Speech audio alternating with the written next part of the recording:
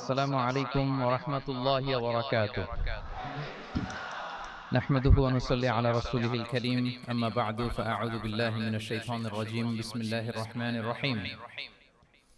ربنا وبعث فيهم رسولا منهم يتلو عليهم آياتك ويعلمهم الكتاب والحكمة ويزكيهم إنك أنت العزيز الحكيم. صدق الله العظيم. رب اشرح لي صدري ويسر لي أمري واحلل عقدة من لساني يفقهوا قولي. আল্লাহ রাব্বুল ইজ্জা ওয়াল জালালের দরবারে লাখো কোটি শুকর এবং সুজুদ যে আল্লাহ তাআলা international Islamic university Chittagong IIUC central অডিটোরিয়ামে আয়োজিত আজকের discourse on prophetic teaching methodology শিরোনামের এই শিক্ষা সেমিনারে আমাদের সবাইকে এরকম চমৎকার একটি পরিবেশে একত্রিত হওয়ার সুযোগ করে দিয়েছেন। আমরা সবাই পড়ছি কালিমাতুশ শুকর, আলহামদুলিল্লাহ। আল্লাহর দরবারে শুকরিয়া জ্ঞাপনের পাশাপাশি আমি অত্র বিশ্ববিদ্যালয়ের কর্তৃপক্ষকে অন্তরের অন্তঃস্থল থেকে ধন্যবাদ এবং মোবারকবাদ জানাতে চাই। এরকম চমৎকার একটি পরিবেশে চমৎকার একটি শিক্ষা সেমিনারের আয়োজন করবার জন্য। প্রফেটিক টিচিং মেথোডোলজি এই শিরোনামে সামান্য কিছু আলোচনা শুরু করছি ইনশাআল্লাহ বিইذنিল্লাহ। সম্মানিত সুধী মণ্ডলী, প্রথমেই আমি জানতে চাচ্ছি যে আপনারা সবাই কেমন আছেন? আলহামদুলিল্লাহ, আমিও খুব ভালো আছি আলহামদুলিল্লাহ, সুম্মা আলহামদুলিল্লাহ। সম্মানিত সুধী, আপনারা টপিকটা নিশ্চয়ই স্টেজের ব্যাকড্রপে দেখতে পাচ্ছেন যে সেখানে খুব বড় ফন্টে লেখা আছে discourse on prophetic teaching methodology, অর্থাৎ আল্লাহ রাসূল সাল্লাল্লাহু আলাইহি ওয়া আলিহি ওয়াসাল্লামের শিক্ষা পদ্ধতি বা পাঠদান পদ্ধতি কেমন ছিল, তিনি কিভাবে শেখাতেন। আমরা জানি যে আল্লাহ রাসূল সাল্লাল্লাহু আলাইহি ওয়াসাল্লাম একজন শিক্ষক ছিলেন, অসাধারণ অনন্য একজন মার্ভেলাস শিক্ষক ছিলেন। শুধু শিক্ষকই ছিলেন না, বরং তিনি শিক্ষকদেরও শিক্ষক ছিলেন এবং তিনি নিজ হাতে এমন কিছু শিক্ষার্থী তিনি তৈরি করেছিলেন, গড়ে তুলেছিলেন যারা এই পৃথিবীর ইতিহাসে শ্রেষ্ঠ প্রজন্ম হিসেবে স্বীকৃত। খয়রুল কুরুন, the best generation ever on earth, এই পৃথিবীর শ্রেষ্ঠতম প্রজন্ম হিসেবে তারা স্বীকৃত হয়েছেন। এবং তিনি তার শিক্ষা পদ্ধতির মধ্য দিয়ে গোটা বিশ্বকে সততা শিখিয়েছেন, সভ্যতা শিখিয়েছেন, মানবিকতা শিখিয়েছেন, স্পিরিচুয়ালিটি শিখিয়েছেন, আধ্যাত্মিকতা। তিনি আমাদেরকে শিখিয়েছেন পরিমিতি বোধ, তিনি আমাদেরকে শিখিয়েছেন জীবন বোধ, আমাদের স্রষ্টার সাথে তিনি আমাদেরকে পরিচিত করেছেন এবং সফলতার সহজ এবং সরল পথ তিনি আমাদেরকে বাতলে দিয়েছেন। আজকের এই ডিসকোর্সে বেসিক্যালি আমরা ওনার লাইফ স্কেলের একটা দিক নিয়ে ফোকাস করব, অর্থাৎ ওনার পাঠদান পদ্ধতি, কিভাবে তিনি সাহাবাদের সাথে ইন্টারেক্ট করতেন, তাদেরকে শিখাতেন, পাঠ দিতেন। শুধুমাত্র কেবলমাত্র এই বিষয়টাতে আমরা ফোকাস করবার চেষ্টা করব ইনশাআল্লাহ। আমি আমার আলোচনার শুরুতে সূরাতুল বাকারার একটা আয়াত তেলাওয়াত করেছি, 129 নম্বর আয়াত। এই আয়াতটি বেসিক্যালি আল্লাহ রাসূল সাল্লাল্লাহু আলাইহি ওয়া আলিহি ওয়াসাল্লামের জন্য সাইয়েদনা ইব্রাহিম আলাইহিস সালাম দোয়া করেছিলেন মক্কার ধুধুমরু প্রান্তরে। এখনকার মক্কার মতো না, তখন জনমানব শূন্য মক্কা ছিল, ধুধুমরু প্রান্ত, চারদিকে কেউ নেই। তো এরকম একটি ব্যারেন ল্যান্ডে সাইয়েদনা ইব্রাহিম আলাইহিস সালাম আল্লাহ তাআলার কাছে একটা দোয়া করেছিলেন। ওই দোয়াটাই আল্লাহ তাআলা সরাসরি কোট করেছেন সূরা বাকারায় 129 নম্বর আয়াতে।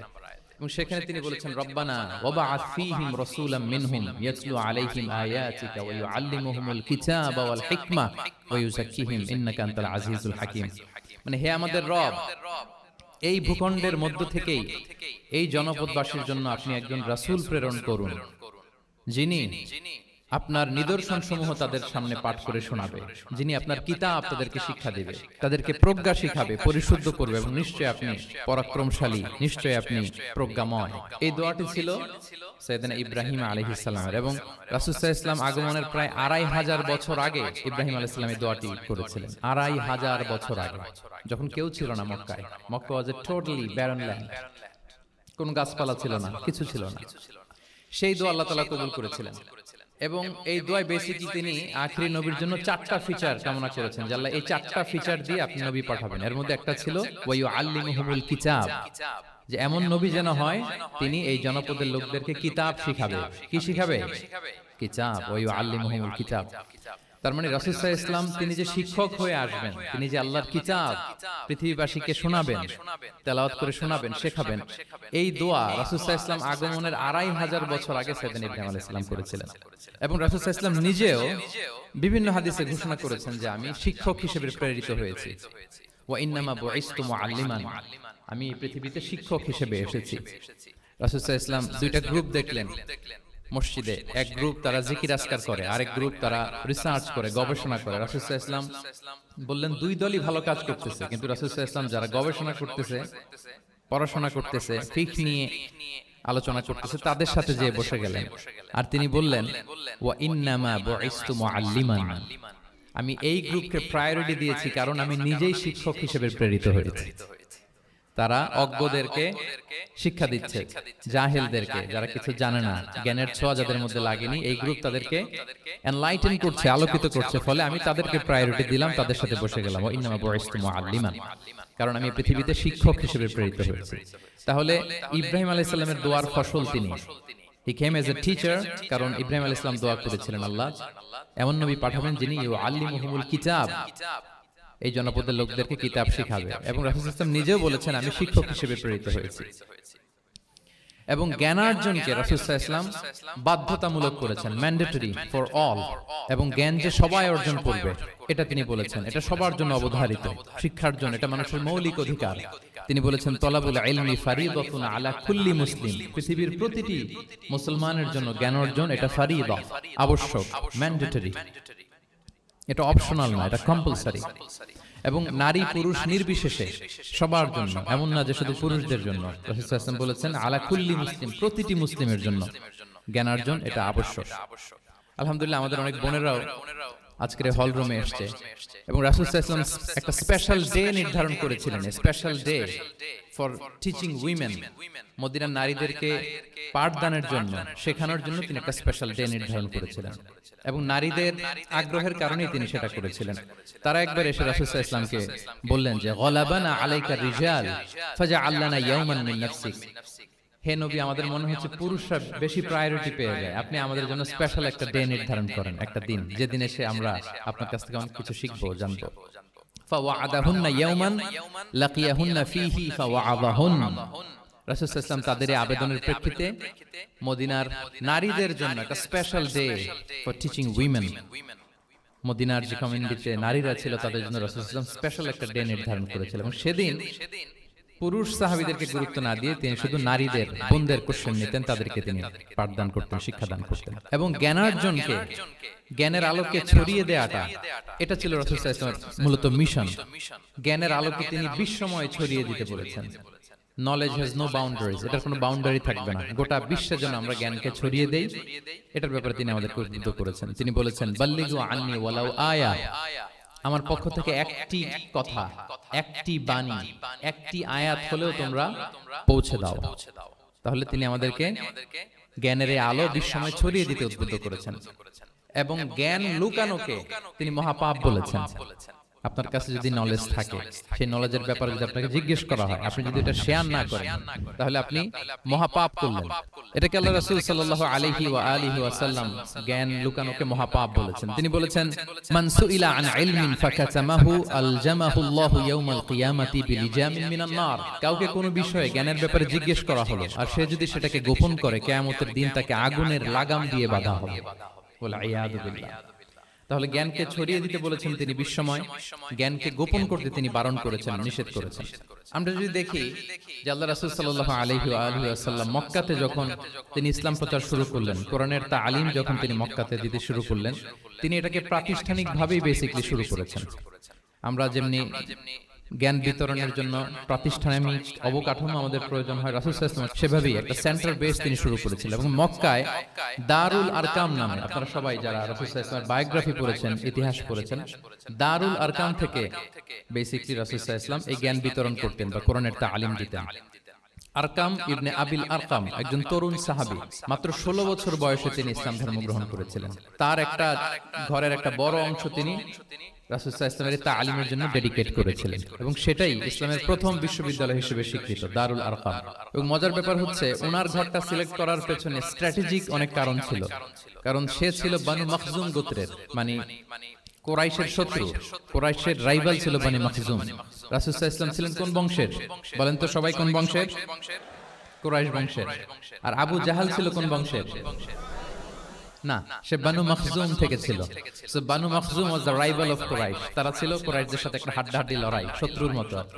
তো রাসূল সাল্লাল্লাহু আলাইহি ওয়াসাল্লাম কুরাইশি কারো ঘর বেছে নেন নাই, বরং বনু মখজুম গোত্রের এক তরুণ আরকাম, তার ঘরটা তিনি বেছে নিয়েছিলেন। এবং স্ট্র্যাটেজিক্যালি এত চমৎকার একটা পজিশনে ছিল, মাত্র 130 মিটার ডিস্টেন্স ছিল কাবা থেকে 130 মিটার দক্ষিণ পূর্বে এই আরকাম রাদিয়াল্লাহু তাআলা আনহুর ঘর ছিল।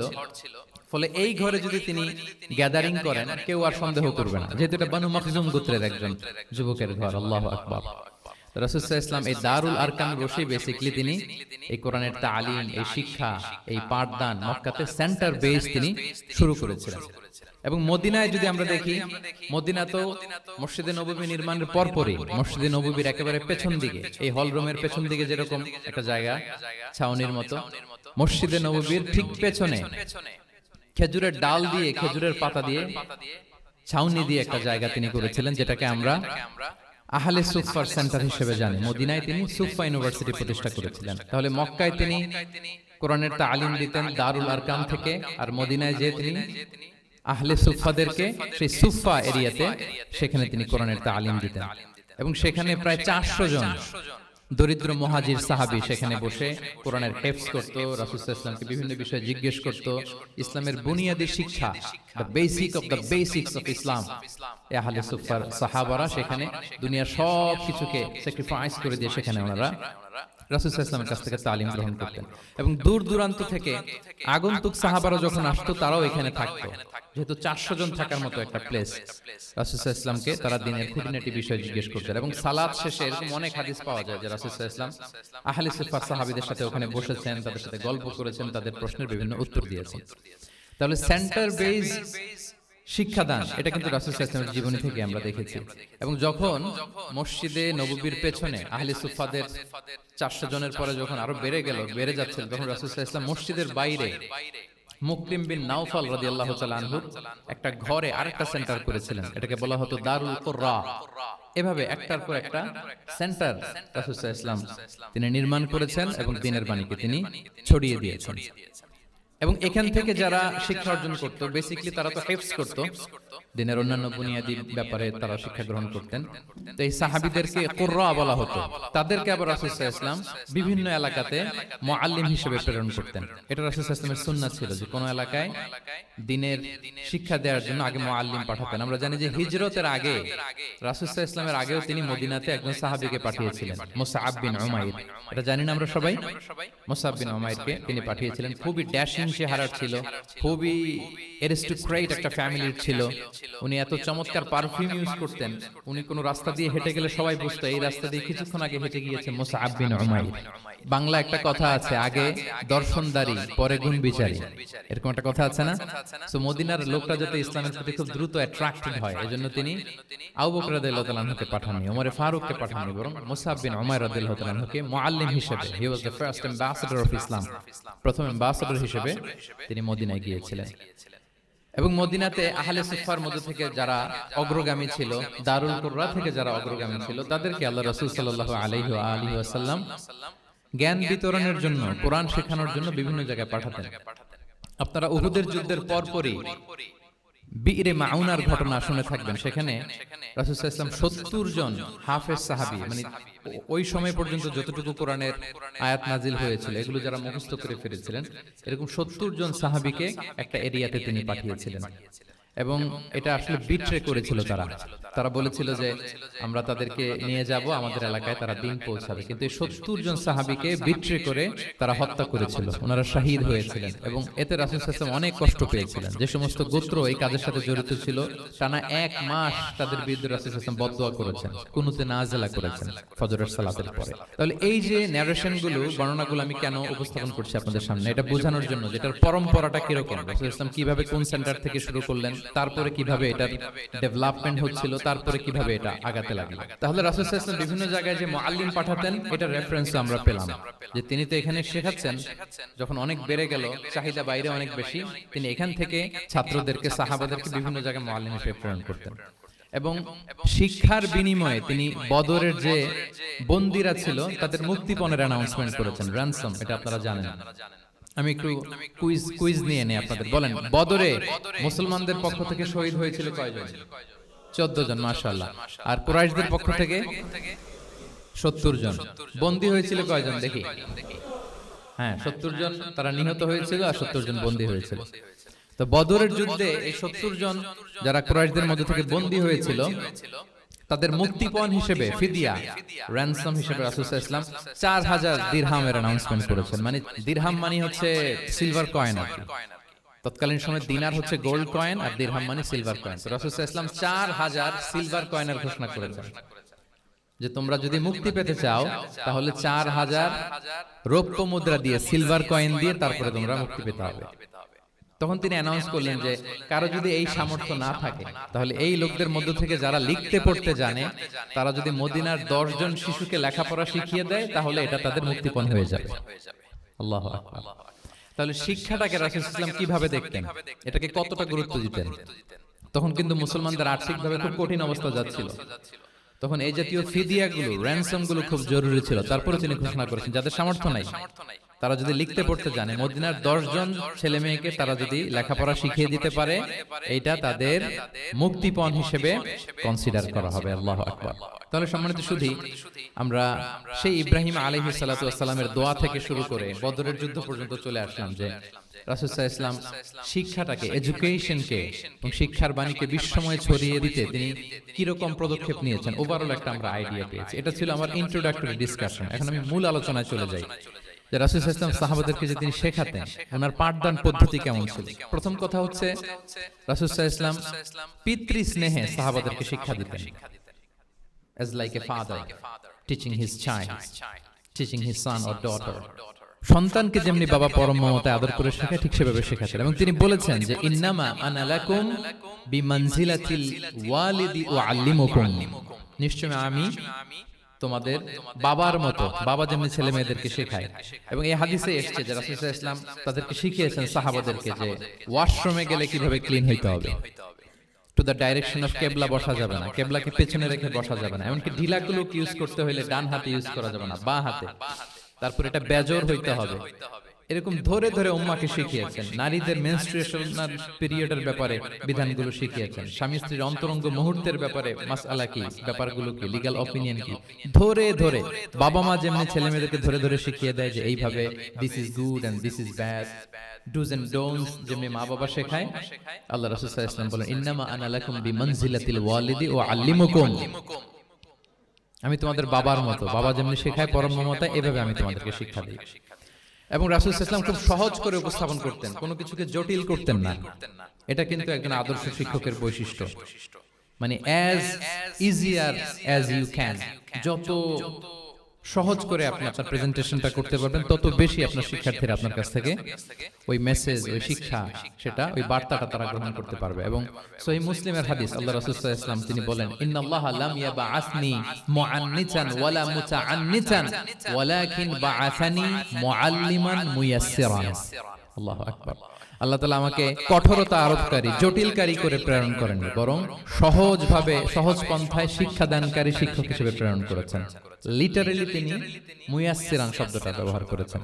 যেহেতু এখানে ইসলামিক স্টাডিজ, কোরআন, হাদিস যে ডিপার্টমেন্টের শিক্ষার্থী বন্ধুরা আপনারা যারা আছেন, আপনারা শব্দের অর্থটা লিটারালি বুঝতে পারতেছেন। তিনি বলেছেন মুআল্লিমান মুয়াসসিরান, আমি সহজপন্থী শিক্ষক হিসেবে প্রেরিত হয়েছি। কোন জিনিসকে কঠোরতা আরোপ করার জন্য, কঠিন করে প্রেজেন্ট করার জন্য আল্লাহ আমাকে পাঠান।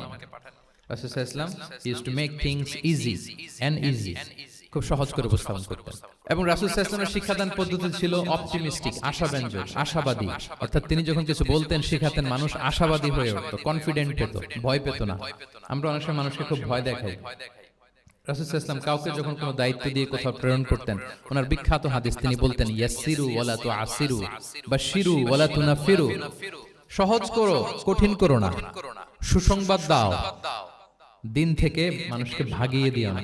মানে আমাদের প্রেজেন্টেশন যেন এমন না হয় যে আমাদের কথা শুনে মানুষ ভাগে, কাছে আসে না, বরং এমন ভাবে প্রেজেন্টেশন করো যাতে মানুষ কাছে আসে, কমফোর্ট ফিল করে, ওইটাকে রিসিভ করে এবং জীবনের সাথে সে অ্যাডজাস্ট করতে পারে। সাহাবাদেরকে যখন কোনো জিনিস বুঝাতেন, খুব ধীরস্থির ভাবে কথা বলতেন, কখনো কথা বলার ক্ষেত্রে রাশিং করতেন না, তাড়াহুড়ো করতেন না, নেভার এভার। এবং অনেক সাহাবারা খুব দ্রুত হাদিস বর্ণনা করলে আম্মা জান আয়েশা রাদিয়াল্লাহু তাআলা এটা অপছন্দ করতেন। বিশেষ করে আবু হুরায়রা রাদিয়াল্লাহু তাআলার ব্যাপারে তিনি অবজেকশন দিয়েছিলেন যে তুমি যেভাবে বলো, নবী সাল্লাল্লাহু আলাইহি ওয়াসাল্লাম কিন্তু এত দ্রুত বলতেন না, তুমি যেমনি গড়গড় করে বর্ণনা করো। আল্লাহ রাসূল সাল্লাল্লাহু আলাইহি ওয়াসাল্লাম এত দ্রুত বর্ণনা করতেন না। লাম ইয়াকুন ইয়াসরুদুল হাদিসা কাসারদিকুম কানা ইউহাদ্দিসু হাদিসান লাউ আদ্দাহুল আদু লা আহসাহু। এমন ভাবে প্রিয় নবী কথা বলতেন যে কেউ যদি চাইতো তিনি এই কথার মধ্যে কয়টা বাক্য বলেছেন, কয়টা শব্দ বলেছেন, চাইলে হাতে গুনে ফেলতে পারত। এত প্রিসাইজ এন্ড ক্লিয়ার ছিল। তিনি কয়টা বাক্য বললেন এই বক্তব্যে, কয়টা শব্দ বললেন, এটাও গুনে ফেলা যেত। আল্লাহু আকবার। কানা ইয়াতাকাল্লামু বিকালামিন বাইনাহু ফাসলুন ইয়াহফাযুহু মান জালাসা ইলাইহি। এবং কথা বলতে বলতে মাঝখানে পজ দিতেন, মানে একটু থামতেন, ফলে যারা শুনতো তারা একেবারে মুখস্থই করে ফেলতে পারত। আল্লাহু আকবার। এটা কিন্তু একজন আদর্শ শিক্ষকের বৈশিষ্ট্য যে খুব ধীরস্থির ভাবে আমি কথা বলবো, মাঝে মাঝে পজ দিব। রাসূল সাল্লাল্লাহু আলাইহি ওয়াসাল্লাম পজ দিতেন, থামতেন, যাতে ছাত্ররা নিতে পারে। সব শিক্ষার্থীদের এক ধরনের ক্যাপাসিটি না, ক্যাপাসিটি ইস্যু নিয়ে আমি সামনে কথা বলতেছি ইনশাআল্লাহ। তো তাহলে এইভাবে তিনি বেসিক্যালি তালিম দিতেন বা প্রেজেন্ট করতেন। আচ্ছা, শিক্ষা দেওয়ার ক্ষেত্রে দুইটা ধরন ছিল রাসূল সাল্লাল্লাহু আলাইহি ওয়াসাল্লামের। কখনো হয়তো ওয়ান অন ওয়ান মিটিং, একজন সাহাবীকে টার্গেট করে তাকে কিছু শেখাচ্ছেন, জানাচ্ছেন বা বলছেন। আবার কখনো একজন না, একাধিক সাহাবী বা অনেক সাহাবীদেরকে, অনেক মানুষকে তিনি অ্যাড্রেস করছেন। তাহলে এই দুই ভাবে তিনি অ্যাড্রেস করতেন। এক নাম্বার হচ্ছে প্রাইভেট লার্নিং সেশন, আর একটা হচ্ছে পাবলিক লার্নিং সেশন। দুইটাই রাসূল সাল্লাল্লাহু আলাইহি ওয়াসাল্লামের সিরা যদি আপনি স্ক্যানিং করেন আপনি পাবেন। প্রাইভেটলি এরকম অনেক হাদিস পাওয়া যায় যে হাদিসগুলোতে দেখা যায় যে রাসূল সাল্লাল্লাহু আলাইহি ওয়াসাল্লাম ওয়ান অন ওয়ান মিটিং করেছেন, শুধু একজনকে কিছু শেখাচ্ছেন। এটা স্পেশালি হতো যখন তিনি কারোর সাথে রাইড শেয়ার করতেন। রাইট অর্থাৎ তিনি উটে ছিলেন, উটের পেছনে আরেকজন সাহাবী বসা, তিনি গাধার উপরে বসা, পেছনে আরেক সাহাবী বসা, তিনি খচ্চরের উপর বসা, আরেক সাহাবী বসা। যখন তিনি রাইড শেয়ার করতেন, এরকম ভুরি ভুরি হাদিস আপনারা পাবেন যে মুআয ইবনে জাবাল বলতেছে যে কুনতু রাদিফা রাসূলিল্লাহ, কুনতু খালফা রাসূলিল্লাহ, আমি একবার উটের পেছনে বসা ছিলাম। আব্দুল ইবনে আব্বাস বলতেছেন আমি উটের পেছনে বসা ছিলাম। ফদল ইবনে আব্বাস বলতেছেন আমি একবার একটা খচ্চরের পেছনে বসা ছিলাম। when he was sharing his riding যখন শেয়ার করতেন, ওই মুহূর্তগুলো তেমন চমৎকার চমৎকার কিছু বার্তা রাসূল সাল্লাল্লাহু আলাইহি ওয়াসাল্লাম ওই সাহাবীদেরকে দিয়েছেন, যেগুলো আমরা হাদিস গ্রন্থগুলোতে পড়ে অবাক হয়ে যাই। এরকম একটা ছোট্ট হাদিস যদি শেয়ার করি, আব্দুল্লাহ ইবনে আব্বাস রাদিয়াল্লাহু তাআলা আনহু বলেন কুনতু খালফা রাসূলিল্লাহি সাল্লাল্লাহু আলাইহি ওয়াসাল্লাম ইয়াওমান। একদিন আমি, এই যে দেখেন বর্ণনা ভঙ্গি কেমন, একদিন আমি রাসূল সাল্লাল্লাহু আলাইহি ওয়াসাল্লামের পেছনে বসা, মানে কোন একটা উটের উপর বা গাধার উপরে বসা। ফাকালা, তিনি বললেন ইয়া গোলাম, হে কিশোর। রাসূল সাল্লাল্লাহু আলাইহি ওয়াসাল্লামের শব্দ চয়নগুলো অসাধারণ। আমরা অনেক হাদিস আজকে শেয়ার করার চেষ্টা করব, আপনি বাক্য চয়ন, শব্দ চয়ন শুনলে অবাক হবেন। ইয়া গোলাম, হে কিশোর, ইন্নী উআল্লিমুকা কালিমাতিন, আমি তোমাকে চমৎকার কিছু কথা শিখিয়ে দিচ্ছি, শোনো। তখন কিন্তু কেউ নাই। এই হাদিস উনি বর্ণনা না করলে আমরা জানতে পারতাম না, কারণ ওনারা এক উটের উপরে বা ঘোড়ার উপরে ছিলেন। পরে যখন আব্দুল ইবনে আব্বাস এটা ন্যারেট করলেন তখন আমরা জানতে পেরেছি। তো এটা ছিল প্রাইভেট লার্নিং সেশন, শুধু ওনার সাথে। তোমাকে কিছু কথা শিখিয়ে দেই। ইহফাদিল্লাহা ইয়াহফাযকা, ইহফাদিল্লাহা তাজিদহু তুজাহাক। এটা অনেকের মুখস্থ আছে না, বিখ্যাত হাদিস আল আরবাউন আন-নববিয়ার ভেতরেও আছে। তুমি আল্লাহর বিধানগুলোকে সংরক্ষণ করো, রক্ষণাবেক্ষণ করো, টেক কেয়ার করো, আল্লাহ তোমার টেক কেয়ার করবেন। ইযা সাআলতা ফাসআলিল্লাহ, হে আব্দুল্লাহ, যখন চাইবে আল্লাহর কাছে চাইবে, যখন ফরিয়াদের হাত তুলবে কেবলমাত্র আল্লাহর কাছেই তুলবে। ওয়া ইযা ইসতাআনতা ফাসতাঈন বিল্লাহ, যখন সাহায্য চাইবে কেবল আল্লাহর কাছেই সাহায্য চেও। ওয়া আলাম আন্নাল উম্মাতা লাউ ইজতামাআত আলা আন ইয়ানফাউকা বিশাইইন লাম ইয়ানফাউকা ইল্লা বিশাইইন ক্বাদ কাতাবাহুল্লাহু লাক। গোটা বিশ্বের সবাই মিলে যদি তোমার কোনো উপকার করতে চায়, তাহলে ততটুকুই করতে পারবে যতটুকু আল্লাহ তোমার ভাগ্যে রেখেছে। আল্লাহ যতটুকু উপকার তোমার ভাগ্যে রেখেছে ততটুকুই হবে। ওয়া ইন ইজতামাউ আলা আন ইয়াদুররুকা বিশাইইন লাম ইয়াদুররুকা ইল্লা বিশাইইন ক্বাদ কাতাবাহুল্লাহু আলাইক। গোটা বিশ্বের সবাই মিলে যদি তোমার ক্ষতি করতে চায়, ঠিক ততটুকুই করতে পারবে যতটুকু তোমার নসিবে আছে। এর চেয়ে 1 ইঞ্চিও বেশি ক্ষতি করতে পারবে না। রুফিআতিল আকলামু ওয়া জাফফাতিস সুহুফ, কলম উঠিয়ে নেওয়া হয়েছে আর যা লেখা হয়েছিল সব শুকিয়ে গিয়েছে। কারণ প্রথম আল্লাহ সৃষ্টি করেছেন কি? কলম। কলমকে আল্লাহ বলেছেন লিখো। আল্লাহ কি লিখবো? উকতুব মাকাদির আল খালক, মহাবিশ্বের যারা আসবে সবার কি হবে না হবে সব লিখো, তো লিখে ফেলছে, এখন যা হবার তাই হবে। তাহলে দেখেন আকীদা সংক্রান্ত, ইসলামের বুনিয়াদী বিশ্বাস সংক্রান্ত চমৎকার কিছু লার্নিং, কিছু লেসন আল্লাহ রাসূল সাল্লাল্লাহু আলাইহি ওয়াসাল্লাম আব্দুল্লাহ ইবনে আব্বাসকে দিয়েছেন, এবং এটা ছিল one on one meeting, private learning session. আর কেউ ছিল না তখন, আব্দুল্লাহ ইবনে আব্বাস এটা শুনেছেন এবং আমাদের কাছে বর্ণনা করেছেন। আচ্ছা, এটা গেল একটা। আরেকটা কি বলেছিলাম? একটা তো প্রাইভেট লার্নিং সেশন, আরেকটা কি পাবলিক লার্নিং সেশন। ওইটা একা একা না, হয়তো অনেক সাহাবী একসাথে আছে, তাদেরকে কিছু বলছেন বা শেখাচ্ছেন, অথবা হিউজ কংগ্রিগেশন, অনেক বড় গ্যাদারিং। লেটস সে মসজিদে নববীতে তিনি যে খুতবাগুলো দিয়েছেন, প্রায় 10 বছর তো তিনি খতিব ছিলেন, যতগুলো খুতবা দিয়েছেন এটা অফকোর্স কি পাবলিক লার্নিং সেশন। বিভিন্ন প্রেক্ষাপটে জনপরিসরে দেয়া রাসূল সাল্লাল্লাহু আলাইহি ওয়াসাল্লামের যে শিক্ষামূলক বক্তব্যগুলো, এগুলো পাবলিক লার্নিং সেশন। বিদায় হজের ভাষণ বিশাল এক কংগ্রিগেশনের সামনে তিনি অ্যাড্রেস করেছিলেন, ওটা কি ছিল? Public learning session. তাহলে সেখানের পদ্ধতিটা বেসিক্যালি দুই ধরনের, একটা ছিল প্রাইভেট লার্নিং সেশন আর একটা পাবলিক লার্নিং সেশন। আচ্ছা, এই তো লেটস মুভ অন। এবার আমরা চলে যাব যে তিনি যেসব শিক্ষণ পদ্ধতি অবলম্বন করতেন, শেখানোর ক্ষেত্রে কি কি মিনস, কি কি ওয়ে তিনি অবলম্বন করতেন, সেগুলো আমরা শেয়ার করব। অনেকগুলো মিনস তিনি ইউজ করতেন, অনেকভাবে তিনি পাঠদান করতেন, সাহাবাদেরকে শিক্ষা দিতেন। এর মধ্যে অন্যতম একটা মাধ্যম হচ্ছে তিনি সাহাবাদেরকে কোশ্চেন করতেন, কোশ্চেন করে সঠিক উত্তর পেলে তিনি উৎসাহ দিতেন খুব। মনে রাখতে হবে রাসূল সাল্লাল্লাহু আলাইহি ওয়াসাল্লামের শিক্ষাটা বেসিক্যালি ছিল কিউ&এ বেসড। সামনে আমরা ইন ডেপথ যখন আরো ঢুকবো, basically oral based, oral session ছিল, মুখে মুখে। কারণ আমাদের মতো তো এত কাগজ কলম ছিল না, এখন যেমনি আপনাদেরকে হোমওয়ার্ক দেয়, অ্যাসাইনমেন্ট দেয়, এগুলো ছিল নাকি তখন? রাসূল সাল্লাল্লাহু আলাইহি ওয়াসাল্লামের সময় অ্যাসাইনমেন্ট দেওয়ার রীতি ছিল? বলেন, আপনাদের অ্যাসাইনমেন্ট দেয় স্যাররা? হ্যাঁ, তো এই যে এখন স্যাররা হোমওয়ার্ক দেন, কাজ দেন, অ্যাসাইনমেন্ট দেন, এটা তো ওই সময় ছিল না। ফলে এটা রাসূল সাল্লাল্লাহু আলাইহি ওয়াসাল্লামের পাঠদান পদ্ধতিটা বেসিক্যালি ছিল কিউ&এ বেসড, প্রশ্নোত্তর পর্ব। সাহাবারা জিজ্ঞেস করতেন, না জানলে রাসূল সাল্লাল্লাহু আলাইহি ওয়াসাল্লাম আবার জিজ্ঞেস করতেন, দেখি ওরা জানে কিনা। এরকম অনেক ভাবে তিনি শেখাতেন, আমরা সামনের দিকে আরো দেখব। তো রাসূল সাল্লাল্লাহু আলাইহি ওয়াসাল্লাম সাহাবাদেরকে প্রশ্ন ছুড়তেন, তিনি ট্রাই করতেন, দেখতেন যে দেখে ওরা পারে কিনা, ব্যাপারটা জানে কিনা। যদি কেউ সঠিক আনসার দিতে পারতো, রাসূল সাল্লাল্লাহু আলাইহি ওয়াসাল্লাম খুব প্রশংসা করতেন এবং উৎসাহ দিতেন। স্যাররা যখন আমাদের ক্লাসে প্রশংসা করে, ভালো লাগে না আমাদের? আমার প্রেজেন্টেশন খুব প্রশংসা করলো, আমার অ্যাসাইনমেন্টের খুব প্রশংসা করলো, আমাকে ইন্সপায়ার করলো, আমি আরো মোটিভেটেড হব না? হয়তো আমরা নাকি হই। তো রাসূল সাল্লাল্লাহু আলাইহি ওয়াসাল্লাম এটাই করতেন। উবাই ইবনে কাআব রাদিয়াল্লাহু তাআলা আনহুকে উনি প্রশ্ন করলেন, আল্লাহ রাসূল সাল্লাল্লাহু আলাইহি ওয়া আলিহি ওয়াসাল্লাম প্রশ্ন করলেন যে, ইয়া আবাল মুনজির, এটা ওনার কুনিয়া, আতাদরি আইয়ু আয়াতিন মিন কিতাবিল্লাহি মাআকা আ'যাম, তুমি কি জানো যে আল্লাহর সর্বশ্রেষ্ঠ আয়াত কোনটা, তুমি জানো? তখন উবাই ইবনে কাআব রাদিয়াল্লাহু তাআলা আনহু বললেন যে, আল্লাহু লা ইলাহা ইল্লা হুয়াল হাইয়ুল কাইয়্যুম, মানে আয়াতুল কুরসি। এটা কোন আয়াত? আয়াতুল কুরসি। এটা ফরজ সালাতের পর আমরা সবাই পড়ি তো নাকি? হ্যাঁ, মান ক্বারাআ আয়াতাল কুরসি দুবুরা কুল্লি সালাতিন মাকতুবাতিন লাম ইয়ামনাহু মিন দুখুলিল জান্নাতি ইল্লাল মাউত। ফরজ সালাতের পরে যারা আয়াতুল কুরসি পড়ে, তার জান্নাতে প্রবেশে কোনো বাধা থাকে না, একটা জিনিস ছাড়া, মানে মৃত্যু, মরণ। লোকটা মরে না, তাই জান্নাতে যায় না, মূল্যে জান্নাতি।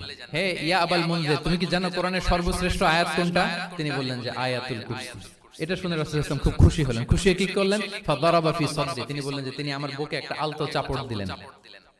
এটা ভালোবাসার আলতো চাপড়, এরকম উৎসাহ দেওয়ার জন্য, যে শাবাশ। আমরা মাঝে পিঠে কাউকে আলতো চাপড় দিয়ে কি বলি? ব্রাভো, শাবাশ, মাশাআল্লাহ, এগুলো বলি না? তো রাসূল সাল্লাল্লাহু আলাইহি ওয়াসাল্লাম বুকে আলতো চাপড় দিয়ে বললেন, ওয়াল্লাহি লিয়াহনিকাল ইলমু আবাল মুনজির, তোমার ইলম, তোমার জ্ঞান কল্যাণময় হোক হে আবাল মুনজির, মোবারক হোক তোমার জন্য তোমার ইলম, may knowledge be pleasant for you, তোমার জ্ঞানটা বরকতময় হোক, কল্যাণময় হোক। তাহলে তিনি যখন সঠিক উত্তর দিতে পারলেন, রাসূল ইসলাম খুশি হয়ে বুকে আলতো চাপড় দিয়ে তার প্রশংসা করলেন, তার জন্য দোয়া করলেন। রাসূল ইসলাম এভাবে উৎসাহ দিতেন। এতে করে কি হয়? শিক্ষার্থীদের কনফিডেন্ট বাড়ে। কি হয়? যে স্যার যখন আমাকে এত কিছু বলতেছে, তাহলে নিশ্চয়ই আমি কিছু একটা ভালো কিছু করছি, আমাকে দিয়ে কিছু একটা হবে। আমাকে দিয়ে আমরা অনেক সময় ভুল করে বলে ফেলি যে তোকে দিয়ে কিছুই হবে না, বলে ফেলি না? এতে হয় কি? কনফিডেন্ট কমে যায়। মা বাবারাও এটা করে যে তুই কিছুই পারবি না, তোকে দিয়ে কিছুই হবে না। বাংলাদেশে একটা বিখ্যাত কথা আছে যে ছেলে মেয়ে এ প্লাস না পেলে পাশের বাড়ির কেউ পেলে বলে যে ওর পা ধোয়া পানি খায়। তো আসলে এতে কি হয়? কনফিডেন্স কমে যায় ছেলে মেয়েদের। এটা যেন আমরা না বলি, বরং ওদেরকে ইন্সপায়ার করতে হবে। হ্যাঁ, উৎসাহিত করতে হবে, প্রশংসা করতে হবে। সাহাবীদের ভালো কিছু দেখলে সঠিক উত্তর তারা দিতে বলে রাসূল সাল্লাল্লাহু আলাইহি ওয়াসাল্লাম এবার প্রশংসা করতেন। আচ্ছা, গেল। এটা একটা পদ্ধতি। আরেকটা হচ্ছে কোন গুরুত্বপূর্ণ জিনিসকে এমফাসাইজ করার জন্য রাসূল সাল্লাল্লাহু আলাইহি ওয়াসাল্লাম রিপিটেশন করতেন, তাকরার করতেন। গুরুত্বপূর্ণ জিনিসকে তিনি তিনবার উল্লেখ করতেন, তাকরার করতেন। আত-তাকওয়া হাহুনা, আত-তাকওয়া হাহুনা, আত-তাকওয়া হাহুনা ওয়া ইউশিরু ইলা সাদরিহি সালাসা মাররাত। তাকওয়া এখানে, এখানে, এখানে। তিনবার বল, একবার বললেই তো হয়ে যায়। তিনবার কেন বলেন? এটা গুরুত্বপূর্ণ, ভেরি ইম্পর্টেন্ট ইস্যু।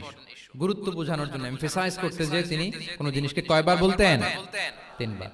বিদায় হজের ভাষণ যখন দিলেন, ভাষণ দেয়া শেষ, এবার বলতেছে আল্লাহুম্মা হাল বাল্লাগতু, আল্লাহুম্মা হাল বাল্লাগতু, আল্লাহুম্মা হাল বাল্লাগতু, আল্লাহুম্মা ফাশহাদ। তিনবার বললেন যে আল্লাহ আমাকে যা পৌঁছাতে বলেছেন, হে মহাসমাবেশ তোমরা বলো আমি কি পৌঁছাতে পেরেছি? আমি কি ঠিকঠাক পৌঁছালাম? আমি কি সব তোমাদেরকে বলেছি? সাক্ষ্য দাও, সাক্ষ্য দাও। সবাই বলল ইয়া রাসূলুল্লাহ, আল্লাহ যেমনটি বলেছেন সব আপনি আমাদের কাছে পৌঁছে দিয়েছেন, কিছু লুকোচুরি করেন নাই, কিছু লুকান না। তাহলে তিনবার জানতে চাইলেন, কয়বার? হ্যাঁ, এটা রাসূল সাল্লাল্লাহু আলাইহি ওয়াসাল্লামের একটা গুরুত্বপূর্ণ অভ্যাস ছিল, যে যেটাকে তিনি এমফাসাইজ করতে চাইতেন, যেটা গুরুত্বপূর্ণ কোনো বিষয়, এটাকে তিনি রিপিট করতেন বারবার, সাধারণত তিনবার। সাধারণত কয়বার? তাহলে গুরুত্বপূর্ণ জিনিসগুলো আমরা বারবার বলবো, যাতে আমাদের শিক্ষার্থীরা সহজে সেটা মুখস্থ করে ফেলতে পারে। আবার রাইডিং শেয়ারের আরেকটা ঘটনা, মুআয ইবনে জাবাল রাদিয়াল্লাহু তাআলা আনহু, উনি একবার রাসূল সাল্লাল্লাহু আলাইহি ওয়াসাল্লামের সাথে বাহনের পেছনে ছিলেন, হয়তো উট। কুনতু রিদফান নবী, মুআয ইবনে জাবাল বলেন, আমি রাসূল সাল্লাল্লাহু আলাইহি ওয়াসাল্লামের পেছনে একবার বসা ছিলাম। তো তখন হঠাৎ করে রাসূল সাল্লাল্লাহু আলাইহি ওয়াসাল্লাম আমাকে ডাক দিলেন। রাসূল সাল্লাল্লাহু আলাইহি ওয়াসাল্লাম সামনে, মুআয ইবনে জাবাল পেছনে। হঠাৎ ডেকে বললেন, ইয়া মুআয ইবনে জাবাল, হে মুআয ইবনে জাবাল। তো তিনি বললেন খুব বিনয়ের সাথে, কুলতু লাব্বাইকা রাসূলুল্লাহি ওয়া সা'দাইক, মানে হে আল্লাহ রাসূল আমি হাজির, আমি প্রস্তুত। হে আল্লাহ রাসূল আপনি খালি অর্ডার করেন, বান্দা হাজির। আমরা এরকম বলি না মাঝে মাঝে বাংলায়? কি বলি? বান্দা হাজির, মানে আমি আছি আপনার খেদমতে, আপনি বলেন। তো রাসূল সাল্লাল্লাহু আলাইহি ওয়াসাল্লাম বললেন, ইয়া মুআয ইবনে জাবাল লাব্বাইকা রাসূলুল্লাহি ওয়া সা'দাইক, ইয়া রাসূলুল্লাহ আমি হাজির। কিন্তু রাসূল সাল্লাল্লাহু আলাইহি ওয়াসাল্লাম কিছু বলেন না, কিছুই বলেন না। আবার যাচ্ছে, উট যাচ্ছে যাচ্ছে যাচ্ছে, কয়েক মিনিট পরে আবার ডাক দিলেন, ইয়া মুআয ইবনে জাবাল, হে মুআয। উনি একই কথা, লাব্বাইকা রাসূলুল্লাহ সা'দাইক, হে আল্লাহর রাসূল আমি হাজির, উপস্থিত। আবার ইয়া মুআয ইবনে জাবাল, হে মুআয। তিনি একই কথা বললেন, লাব্বাইকা রাসূলুল্লাহ। তিনবার বললেন, তিনবার মুআয ইবনে জাবাল একই উত্তর দিলেন। তার মানে ওনার আগ্রহটা বাড়াচ্ছেন। রাসূল সাল্লাল্লাহু আলাইহি ওয়াসাল্লাম একটা গুরুত্বপূর্ণ কথা বলবেন, এই কথাটা শোনানোর জন্য মুআয ইবনে জাবালের উনি কি করতেছেন? ভেতর থেকে কথা বুঝতেছেন আমার সবাই? আগ্রহটা আরো বাড়াচ্ছেন, আরো বাড়াচ্ছেন। যখন দেখলেন যে না, আগ্রহ একেবারে 100-এ 100, এখন বললে সেটা রিসিভ করতে পারবে, কাজে দিবে, তখন তিনি বললেন যে মুআয তুমি কি জানো, হাল তাদরি মা হাক্কুল্লাহি আলাল ইবাদ, বান্দার উপর আল্লাহর হক কি জানো? তিনি বললেন আল্লাহু ওয়া রাসূলুহু আ'লাম, আল্লাহ আল্লাহর রাসূল ভালো জানেন। সাহাবাদের একটা বৈশিষ্ট্য ছিল, they are very down to earth, মানে আউট অফ হাম্বলনেস তারা বলতেন আল্লাহ আল্লাহর রাসূল ভালো জানেন। তো তিনি বললেন যে আল্লাহর বান্দার উপর আল্লাহর অধিকার হচ্ছে যে বান্দা কখনো আল্লাহর সাথে শিরক করবে না, এক আল্লাহর ইবাদত করবে। কিছুক্ষণ পর আবার ইয়া মুআয ইবনে জাবাল, দেখেন কি স্টাইল, মানে রাজকীয় একটা স্টাইল, ইয়া মুআয ইবনে জাবাল। আবার তিনি লাব্বাইকা রাসূলুল্লাহ সা'দাইক, হে আল্লাহর রাসূল আমি তো হাজির, তুমি কি জানো যে আল্লাহর প্রতি বান্দার হক কি? আবার বললেন যে আল্লাহ আল্লাহর রাসূলই ভালো জানেন। তখন রাসূল সাল্লাল্লাহু আলাইহি ওয়াসাল্লাম বললেন যে আল্লাহর হক যেমনি তুমি জানলে যে বান্দা আল্লাহর সাথে শরীক করবে না, এক আল্লাহর ইবাদত করবে, এটা যদি কোনো বান্দা করে তাহলে ওই বান্দাকে কখনো আল্লাহ শাস্তি দিবেন না। এটা হচ্ছে বান্দার হক, আল্লাহর কাছ থেকে সে এটা পাবে যে আল্লাহ ইউআযিবাহুম, আল্লাহ তাআলা তাকে কখনো শাস্তি দিবেন না। তাহলে এটা ছিল রাসূল সাল্লাল্লাহু আলাইহি ওয়াসাল্লামের অভ্যাস, যে তিনি একই কথা বারবার বলে আগ্রহ বাড়াতেন। তিনবার তিনি বলেছেন, তিনবার ডাক দিয়েছেন হে মুআয ইবনে জাবাল। তাহলে রিপিটেশন, এটা একটা অভ্যাস ছিল রাসূল সাল্লাল্লাহু আলাইহি ওয়াসাল্লামের পাঠদানের ক্ষেত্রে, একটা পদ্ধতি। আচ্ছা, রাসূল সাল্লাল্লাহু আলাইহি ওয়াসাল্লামের আরেকটা পদ্ধতি ছিল যে তিনি ধারণ ক্ষমতা অনুযায়ী নির্দেশনা দিতেন, considering the state of the addressee, যাকে অ্যাড্রেস করতেছেন তার ক্যাপাসিটি কতদূর, এটা বুঝে শুনে বলতেন, খুব বাড়িয়ে বলতেন, বেশি কিছু বলতেন না। এক বেদুইন আসলো, বেদুইন মানে সে মরুপল্লীতে থাকে, শহরের যে নিয়ম কানুন জানে না, সভ্যতার ছোঁয়া তার মধ্যে লাগেনি। এসে বলল, দুল্লানি আলা আমাল আমিলতুহু ইদা আমিলতুহু দাখালতুল জান্নাহ, হে নবী আপনি আমাকে এমন একটা আমল শিখায় দেন যেটা করলে আমি জান্নাতে যাব। তো রাসূল সাল্লাল্লাহু আলাইহি ওয়াসাল্লাম দেখলেন লোকটা বেদুইন, শহরে লোক না, আবার খুব সহজ সরল, একেবারে সাদামাটা। তো রাসূল সাল্লাল্লাহু আলাইহি ওয়াসাল্লাম বললেন চারটা কাজ করবা। তা'বুদাল্লাহ ওয়া লা তুশরিকু বিহি শাইআ, তুকিমাস সালাতাল মাকতুবা, তুআদ্দি যাকাতাল মাফরুদা ওয়া তাসুম রমাদান। চারটা কাজ। এক আল্লাহর ইবাদত করবা, শিরক করবা না, ফরজ সালাত পড়বা, ফরজ যাকাত দিবা, রমজানের ফরজ রোজা রাখবা। কয়টা কাজ? কয়টা বলছে? Very simple to memorise, right?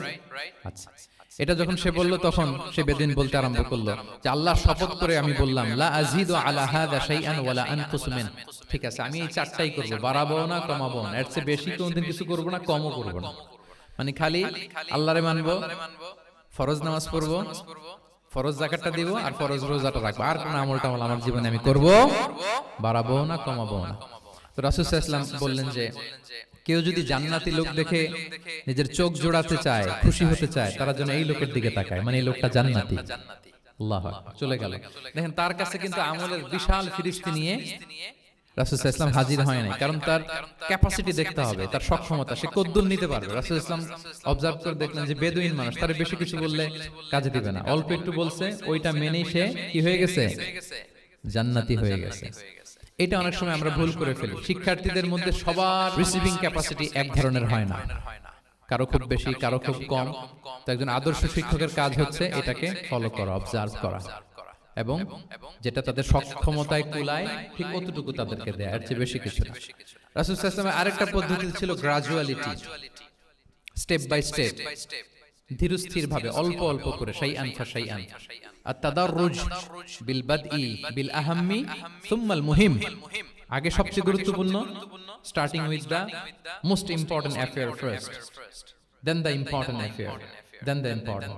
সবচেয়ে গুরুত্বপূর্ণটা আগে, এরপরে যেটা কম গুরুত্বপূর্ণ, এরপর কম গুরুত্বপূর্ণ। তাহলে একটু একটু করে বললে এটা মানুষের ফিতরাতের সাথেও যায়, তার নেচারের সাথেও যায়। আমরা মদ হারাম হওয়ার কথা জানি, কয়টা স্টেপে হারাম হয়েছিল মদ? একবারে যদি বলা হতো বন্ধ করার সহজ হতো সাহাবাদের জন্য? হতো না। অনেকে আছে দেখবেন যে চেইন স্মোকার, চেইন স্মোকার বুঝতে পেরেছেন তো? মানে অনেক সিগারেট খায়, লেটস সে দিনে 10 থেকে 15টা খায়।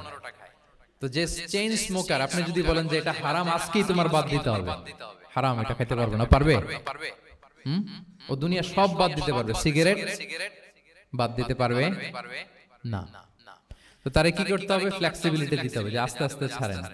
10টা করে খান তো চালাইতে থাকেন, আজকে 10টা খাইছেন, কালকে 9টা করে খান, চালাইতে থাকেন, একসাথে সব বন্ধ করার দরকার নেই। তারপরের সপ্তাহে 8টা করে খান, এরপরের সপ্তাহে 5টা করে খান, অল্প অল্প করে অবশ্যই সে কমাতে পারবে। এরপরের সপ্তাহে 2টা খান, এরপরের সপ্তাহে বন্ধ করেন না, চালাতে থাকেন।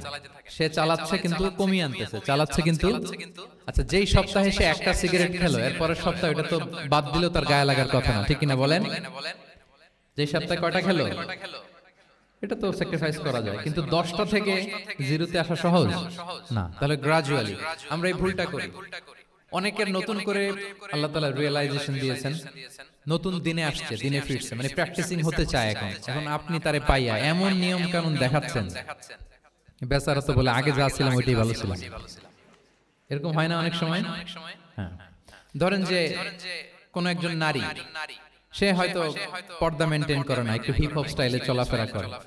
তো সে ভাবলো যে না, আমি তো অনেক ভুল করে ফেলছি, আমি সংশোধন হব, আমি প্র্যাকটিসিং হতে চাই।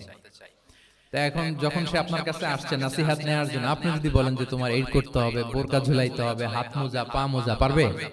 এ বলবে আগে যা ছিলাম ভালোই ছিলাম। তাকে একটু একটু করে বোঝাতে হবে, মানে এই হিজাব এটা কেন, হ্যাঁ, কভারিং আওরা এটা কেন, কেন এটা করতে, এটা বেনিফিটটা আগে বুঝালেন। যে Islam consider women as a queen, নারীকে ইসলাম কি হিসেবে কনসিডার করে?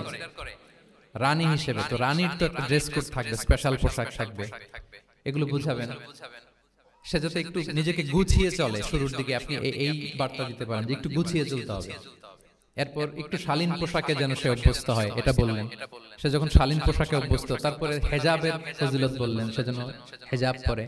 যখন সে হেজাব পরে, এরপরে তাকে নেকাবের কথা বললেন। এইভাবে আস্তে আস্তে তাকে বোঝাতে হবে। কিন্তু একবারে যদি সব চাপিয়ে দেন, বলেন তো আওয়াজ করে, সে কি ওটা রিসিভ করতে পারবে? কারণ এই যে গ্রাজুয়ালিটি আর তাদাররুজ, এই সিস্টেমটা আপনি ভায়োলেট করেছেন। করেন নাই। মুআদ ইবনে জাবাল রাদিয়াল্লাহু তাআলা আনহুকে আল্লাহ রাসূল সাল্লাল্লাহু আলাইহি ওয়াসাল্লাম তিনি ইয়ামানের গভর্নর করে পাঠিয়েছেন।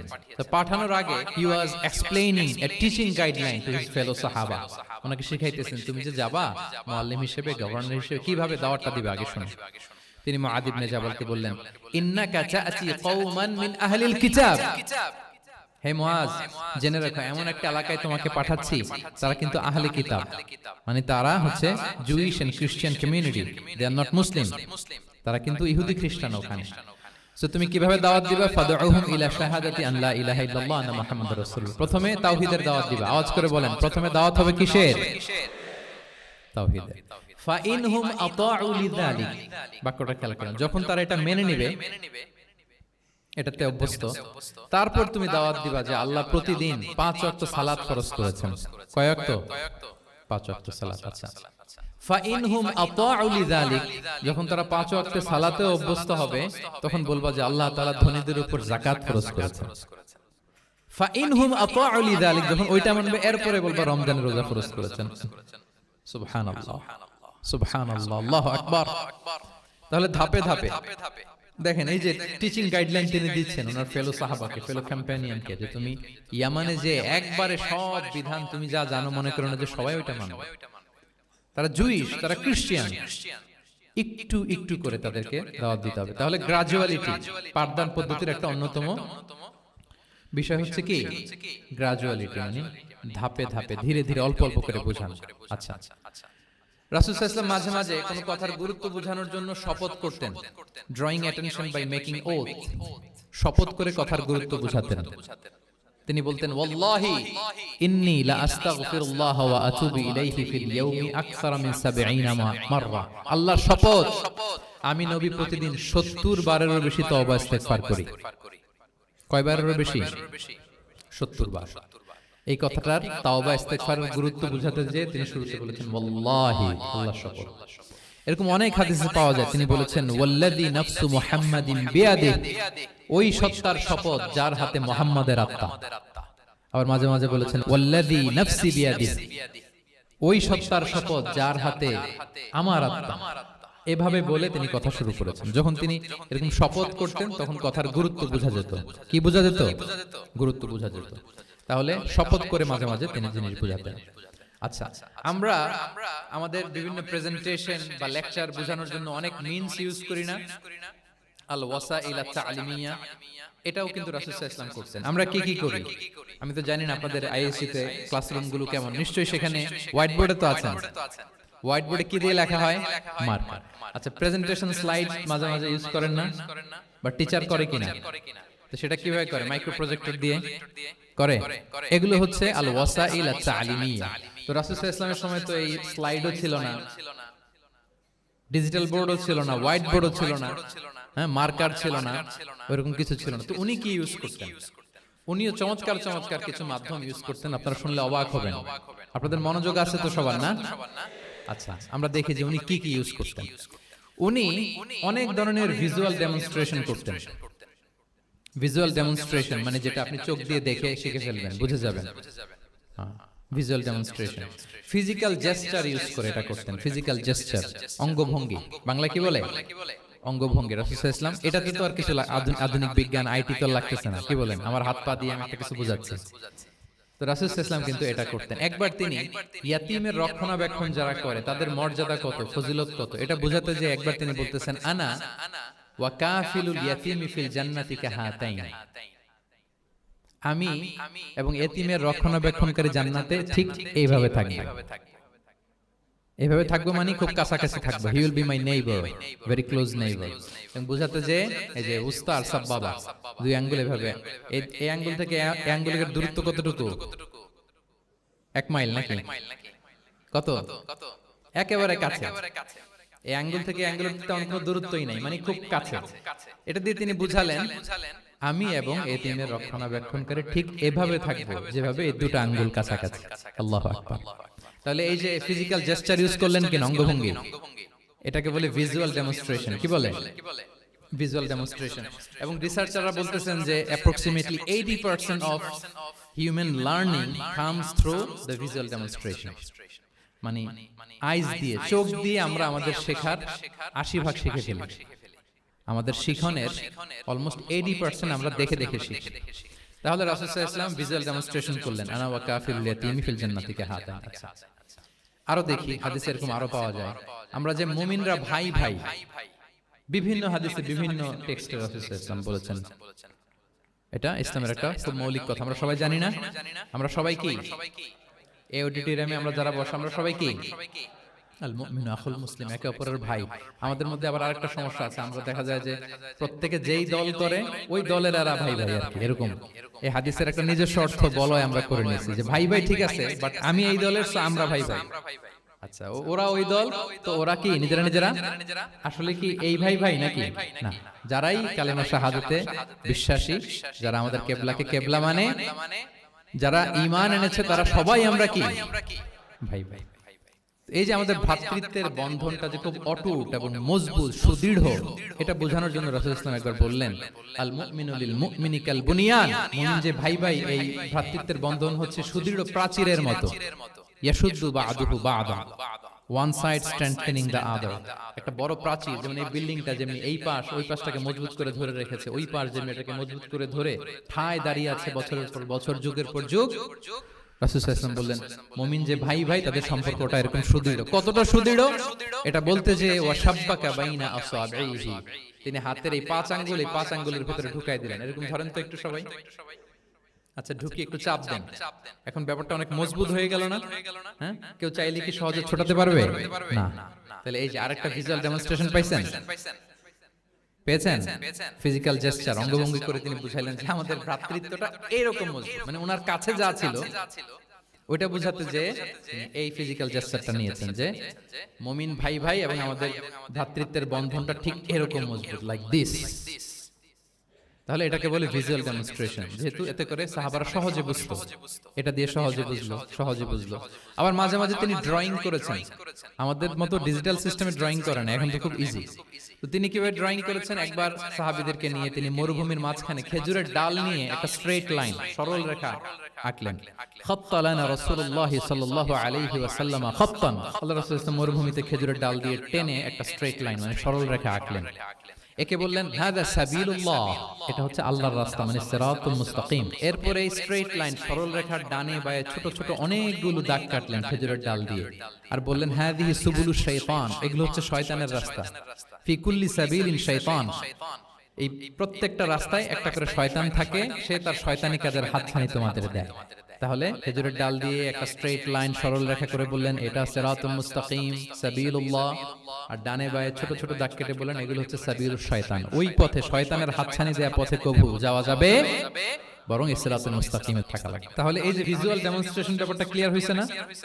কাফিরুল ইয়াতীমি কাহাতাইন শাব্বাকা বাইনা আসাবিহি খাত্তা লানা রাসূল সাল্লাল্লাহু আলাইহি ওয়াসাল্লাম। তাহলে এভাবে ওনার সাধ্যের নাগালে যা যা ছিল সাহাবাদেরকে আরো বুঝাতে, ভালো করে to clarify the issue, to visualise the matter, রাসূল সাল্লাল্লাহু আলাইহি ওয়াসাল্লাম এগুলোর ব্যবহার করেছেন। এরপর মাঝে মাঝে সাহাবীদের মস্তিষ্কের যাতে ব্যায়াম হয়, শিক্ষার্থীর কল্পনার জগতে কোনো কিছু চিত্রায়িত করা, এতে করে মস্তিষ্কের ব্যায়াম হয় আর কি, to enhance the power of imagination, আপনার ইমাজিনারি পাওয়ারকে ডেভেলপ করবার জন্য। রাসূল সাল্লাল্লাহু আলাইহি ওয়াসাল্লাম হাদিসে এরকম অনেক কথা বলেছেন যে তোমরা একটু ভাবো তো, এরকম হইলে কেমন হয়, এমন হইলে কেমন হয়, তেমন হইলে কেমন হবে। এই কথাগুলো যখন বলতেন সাহাবারা ভাবনার জগতে হারিয়ে যেত, ভাবতেন, কল্পনার রাজ্যে হারিয়ে যেতেন, ওনাদের মস্তিষ্কের ব্যায়াম হতো, ইমাজিনেশনের যে পাওয়ার এটা ডেভেলপ করতো, এমনটা পাওয়া যায়। রাসূল সাল্লাল্লাহু আলাইহি ওয়াসাল্লাম একবার বললেন আরাআইতুম লাউ আন্না নাহারান বিবাবি আহাদিকুম ইয়াগতাসিলু মিনহু কুল্লা ইয়াউমিন 5 মাররাতিন হাল ইয়াবকা মিন দারানিহি শাই।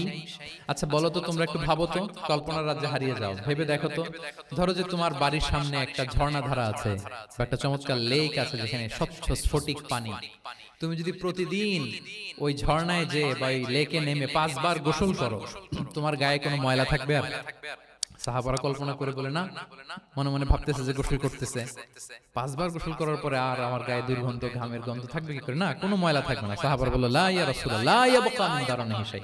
রাসূল সাল্লাল্লাহু তখন বলেন ফাকাযালিকা মাসালুস সালাওয়াতিল খামস, এটা হচ্ছে 5 ওয়াক্ত সালাতের দৃষ্টান্তের মতো, ইয়ামহুল্লাহু বিহিন্নাল খাতায়া, কারো ঘরের সামনে যদি একটা স্বচ্ছ লেক থাকে, পানির ফোয়ারা, সে যদি 5 বার গোসল করে তার গায়ে যেমনি কোনো দুর্গন্ধ, ময়লা, আবর্জনা কিছু থাকে না, কেউ যখন 5 ওয়াক্ত সালাত আদায় করে তখন এই সালাতও তার সব গুনাহগুলোকে ধুয়ে মুছে এরকম পাক পবিত্র সাফ করে দেয়। সুবহানাল্লাহ। বুঝে গেলেন যে সালাওয়াতুল খামস কিভাবে আমাদের পাপ মুছে ক্লিনজিং করে, এটা সাহাবারা ইজিলি বুঝে গেলেন। তাহলে ভেবে দেখো তো, চিন্তা করো তো, এটা বলে basically the power of imagination কে রাসূল সাল্লাল্লাহু আলাইহি ওয়াসাল্লাম এনহ্যান্স করার চেষ্টা করলেন। এভাবেও সাহাবাদেরকে তিনি মাঝে মাঝে বুঝাতেন। রাসূল সাল্লাল্লাহু আলাইহি ওয়াসাল্লাম মাঝে মাঝে দেখা যায় যে সহজ করে বুঝাতে যে রূপক অর্থবোধক শব্দের প্রয়োগ করতেন, মাজাজ বা ইস্তেআরা। তো মাজাজ বা ইস্তেআরা মানে হচ্ছে মেটাফোর। কোন জিনিসকে আরো সহজ করে বোধগম্যময় করতে রাসূল সাল্লাল্লাহু আলাইহি ওয়াসাল্লাম এই মেটাফোরকে ইউজ করতেন।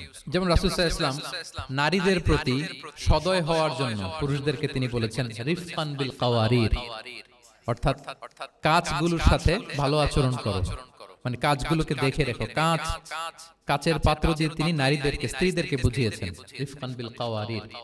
আচ্ছা বলেন তো, কাঁচের গ্লাস, প্লেট, তৈজসপত্র এক বাড়ি থেকে যদি আরেক বাড়িতে, লেটস সে আপনি বাসা শিফট করবেন, আপনার কাছে অনেক কাঁচের তৈরি গ্লাস, প্লেট, তৈজসপত্র আছে। চট্টগ্রামের এই থানা থেকে ওই থানায় আপনি বাসা চেঞ্জ করেন, এগুলো নেওয়ার সময় আপনারা কি করেন বলেন? র‍্যাপিং করে, এক্সট্রা প্রিকশন নিয়ে খুব সাবধানে এটাকে ধরতে হয়, রাখতে হয়, সেট করতে হয়, নামাতে হয়, ঠিক কিনা বলেন? এটা বোঝাতে যে নারীদের সাথে কোমল আচরণ করো, সদয় আচরণ করো, এটা বোঝাতে যে রাসূল সাল্লাল্লাহু আলাইহি ওয়াসাল্লাম বলেছেন রিফকান বিল কাওয়ারির। একবার স্ত্রীরা, আমাদের আম্মা জানেরা রাসূল সাল্লাল্লাহু আলাইহি ওয়াসাল্লামের সাথে সফরে যাচ্ছেন, খুব সম্ভবত হজের সফরে। তো ওনারা যখন পালকিতে চড়বেন, ওখান থেকে হাওদাজে উঠাবেন, খুব দ্রুত তাড়াহুড়ো করে কিছু লোকজন ওই পালকি উঠাচ্ছিল। তখন রাসূল সাল্লাল্লাহু আলাইহি ওয়াসাল্লাম বললেন, ওয়াইহাক ইয়া আনজাশা সাওকাকা রিফকান বিল কাওয়ারির, খুব সাবধানে নিয়ে যাও, কাঁচগুলোকে একটু দেখে শুনে নাও, কাঁচের বোতলগুলো, গ্লাসগুলো দেখে শুনে নাও, মানে স্ত্রীদেরকে একটু দেখে শুনে যত্নের সাথে নিয়ে নাও। তাহলে নারীদেরকে কিসের সাথে তুলনা করেছেন? কাঁচের গ্লাস, কাঁচের তৈজসপত্র, কাঁচের সামগ্রী, যাতে বুঝতে সুবিধা হয়। কাঁচের গ্লাস তোমরা যেমনি ধরো, রাখো, ডিল করো, নারীদের সাথেও এভাবে কি কোমল আচরণ করতে হবে। আচ্ছা, আমি শুরুতেই বলেছিলাম যে রাসূল সাল্লাল্লাহু আলাইহি ওয়াসাল্লামের সাহাবীদেরকে কিছু শেখানো পদ্ধতিটা মেইনলি কি ছিল? কি বেসড? কারো মনে আছে?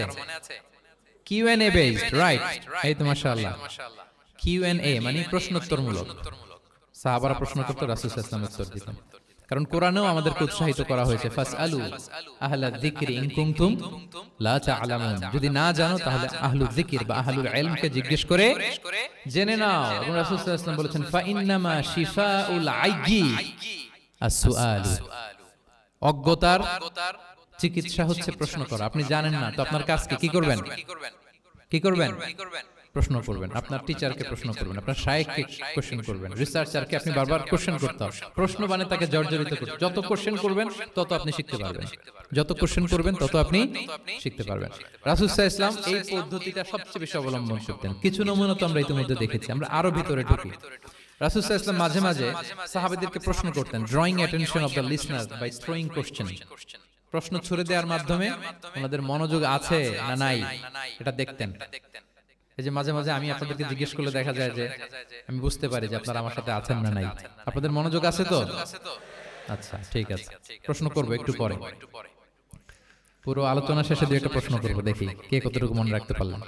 তো রাসূল সাল্লাল্লাহু আলাইহি ওয়াসাল্লাম প্রশ্ন করলেন সাহাবাদেরকে, তাদের অ্যাটেনশন যাতে গ্রো করে। তিনি বললেন যে ইন্না মিনাশ শাজারি শাজারাতান লা ইয়াসকুতু ওয়ারাকুহা মাসালুহা ইন্নাহা মাসালুল মুসলিম হাদিসুনি মা হিয়া। তিনি সাহাবাদেরকে বললেন, সাহাবারা, এক ধরনের গাছ আছে যে গাছের পাতা কখনো ঝরে না। কি কখনো ঝরে না? আচ্ছা, এর দৃষ্টান্ত হচ্ছে মুসলিমের দৃষ্টান্তের মতো। হাদিসুনি মা হিয়া, বলো তো এটা কোন গাছ? যখন বলছে কোন গাছ, সাহাবারা চলে গেছে অনেক দূরে। সহজ হলো তার জিজ্ঞেস করবেন, নিশ্চয়ই আনকমন কোন গাছ। এবার ভাবতেছে, দেখি তো খাইবারে গেছিলাম, খাইবারের আশেপাশে কি গাছ আছে? ওই যে তাবুকে ঘুরে আসলাম, তাবুকের পথিমধ্যে ক্যাকটাস, গুলমলতা, আরবের কি কি গাছ। ঘুরতে ঘুরতে সবাই দেখেছে না ওগুলোর তো পাতা ঝরে। খুঁজতে খুঁজতে সারা দুনিয়া খুঁজে ফেলতেছে সাহাবারা, কিন্তু উনাদের নিজেদের জাতীয় গাছ যেটা, ঘরের পিছনে যে গাছের সারি সারি, যে গাছের ফল খেয়ে ওনারা জীবন ধারণ করেন, যেটা ওনাদের সমাজ, রীতি, ঐতিহ্য, ট্র্যাডিশনের সাথে জড়িত, ওই গাছের নামে ভুলে গেছে, ওইটা মনে করতে পারতো। সবাই দূরে চলে গেছে। হাদিসে এসেছে ফাওয়াকা আন্নাসু ফি শাজারিল বাওয়াদি, দূর দূরান্তের গাছ নিয়ে ভাবতেছে, ভেবে ভেবে হয়রান, কেউ বলতে পারে না। তখন বাধ্য হয়ে রাসূল সাল্লাল্লাহু আলাইহি ওয়াসাল্লামকে বলল, ইয়া রাসূলুল্লাহ, আপনি একটু আমাদেরকে বলে দেন যে ইয়া রাসূলুল্লাহ হাদ্দিসনা মা হিয়া, এটা কোন গাছ? তখন রাসূল সাল্লাল্লাহু আলাইহি ওয়াসাল্লাম বললেন ইন্নাহা নাখলা, খেজুর গাছ। খেজুর গাছের পাতা পড়ে না, ডাল টেনেও ছিঁড়া যায় না, খুব কষ্ট। তো এটার দৃষ্টান্ত মুসলিমের দৃষ্টান্তের ন্যায়। তাহলে কোন সাহাবারা পারলেন না। পরবর্তীতে হাদিসের যিনি বর্ণনাকারী আব্দুল্লাহ ইবনে ওমর তখন ছোট ছিলেন, বাড়িতে যাওয়ার পথে ওমর রাদিয়াল্লাহু তাআলা আনহুকে বলতেছেন যে বাবা, আব্বা, এটা যে খেজুর গাছ আমার কিন্তু মাথায় আসছিল। তোমার ফারুক বলেন বলো কি, তোমার মাথায় আসছিল, তুমি বললে না কেন? উনি বলে নাই কারণ সিনিয়র সাহাবারা পারতেছে না, বাপ চাচারা কেউ পারে না, আমি ছোট মানুষ বইলে আবার কোন বিপদে পড়ি, বিনয়ী মানুষ, উনি আর বলেন নাই, লাজুকতাও কাজ করতেছিল। তোমার ফারুক বললেন যদি আজকে তুমি এটার উত্তর নবীর সামনে দিতে পারতা, আমার বুকটা এত বড় হয়ে যেত নবীর সামনে। লাল কপাল বিশিষ্ট উট পেলে আরবরা যত খুশি হয়, আজকে আমি তার চেয়ে বেশি খুশি হয়ে যেতাম। তাহলে ওমর ফারুক রাদিয়াল্লাহু তাআলা আনহু ওনার ছেলে আব্দুল্লাহ ইবনে ওমর উনি এটার উত্তর ধরতে পারছেন, কিন্তু উনি বলেন নাই। তাহলে দেখেন রাসূল সাল্লাল্লাহু আলাইহি ওয়াসাল্লাম এরকম কোশ্চেন করতেন, কোশ্চেন করে তারপরে উত্তরটা বলতেন, এতে আর মানুষ ভুলে না। বাংলা একটা কথা আছে যে শিখেছো কোথায়, ঠেকেছি যেথায়। জিজ্ঞেস করছে পারি না, মনে আসে না, হঠাৎ করে যখন উত্তরটা বলে এইটা যেরকম মনে থাকে আজীবন, অন্য কিছু থাকবে না। একটু যদি ঠেকে পারতেছি না, বুঝতেছি না, এরপর যখন বুঝায় দেওয়া হয় ভালো করে শিখে নেই, এইটা আজীবন মনে থাকে ব্রেইনে। এই পদ্ধতিটা রাসূল সাল্লাল্লাহু আলাইহি ওয়াসাল্লাম অবলম্বন করতেন। প্রশ্ন করে অপারগ করে দিতেন, কেউ পারে না, এরপর রাসূল সাল্লাল্লাহু আলাইহি ওয়াসাল্লাম বুঝিয়ে বলতেন, সবার একেবারে ব্রেইনের মধ্যে, মস্তিষ্কে এটা গেঁথে যেত। তাহলে প্রশ্ন ছুটতেন। আচ্ছা, এরকম অনেক হাদিস আপনারা পাবেন রাসূল সাল্লাল্লাহু আলাইহি ওয়াসাল্লাম প্রশ্ন করে তারপরে উত্তর দিয়েছেন। আতাদরুনা মাল গীবা, তোমরা কি জানো গীবত কি? সাহাবারা বলে আল্লাহ আল্লাহ রাসূল ভালো জানেন। যিকরাকা আখাকা বিমা ইয়াকা, বলে দিলেন। আতাদরুনা মানিল মুফলিস, তোমরা কি জানো মুফলিস কে?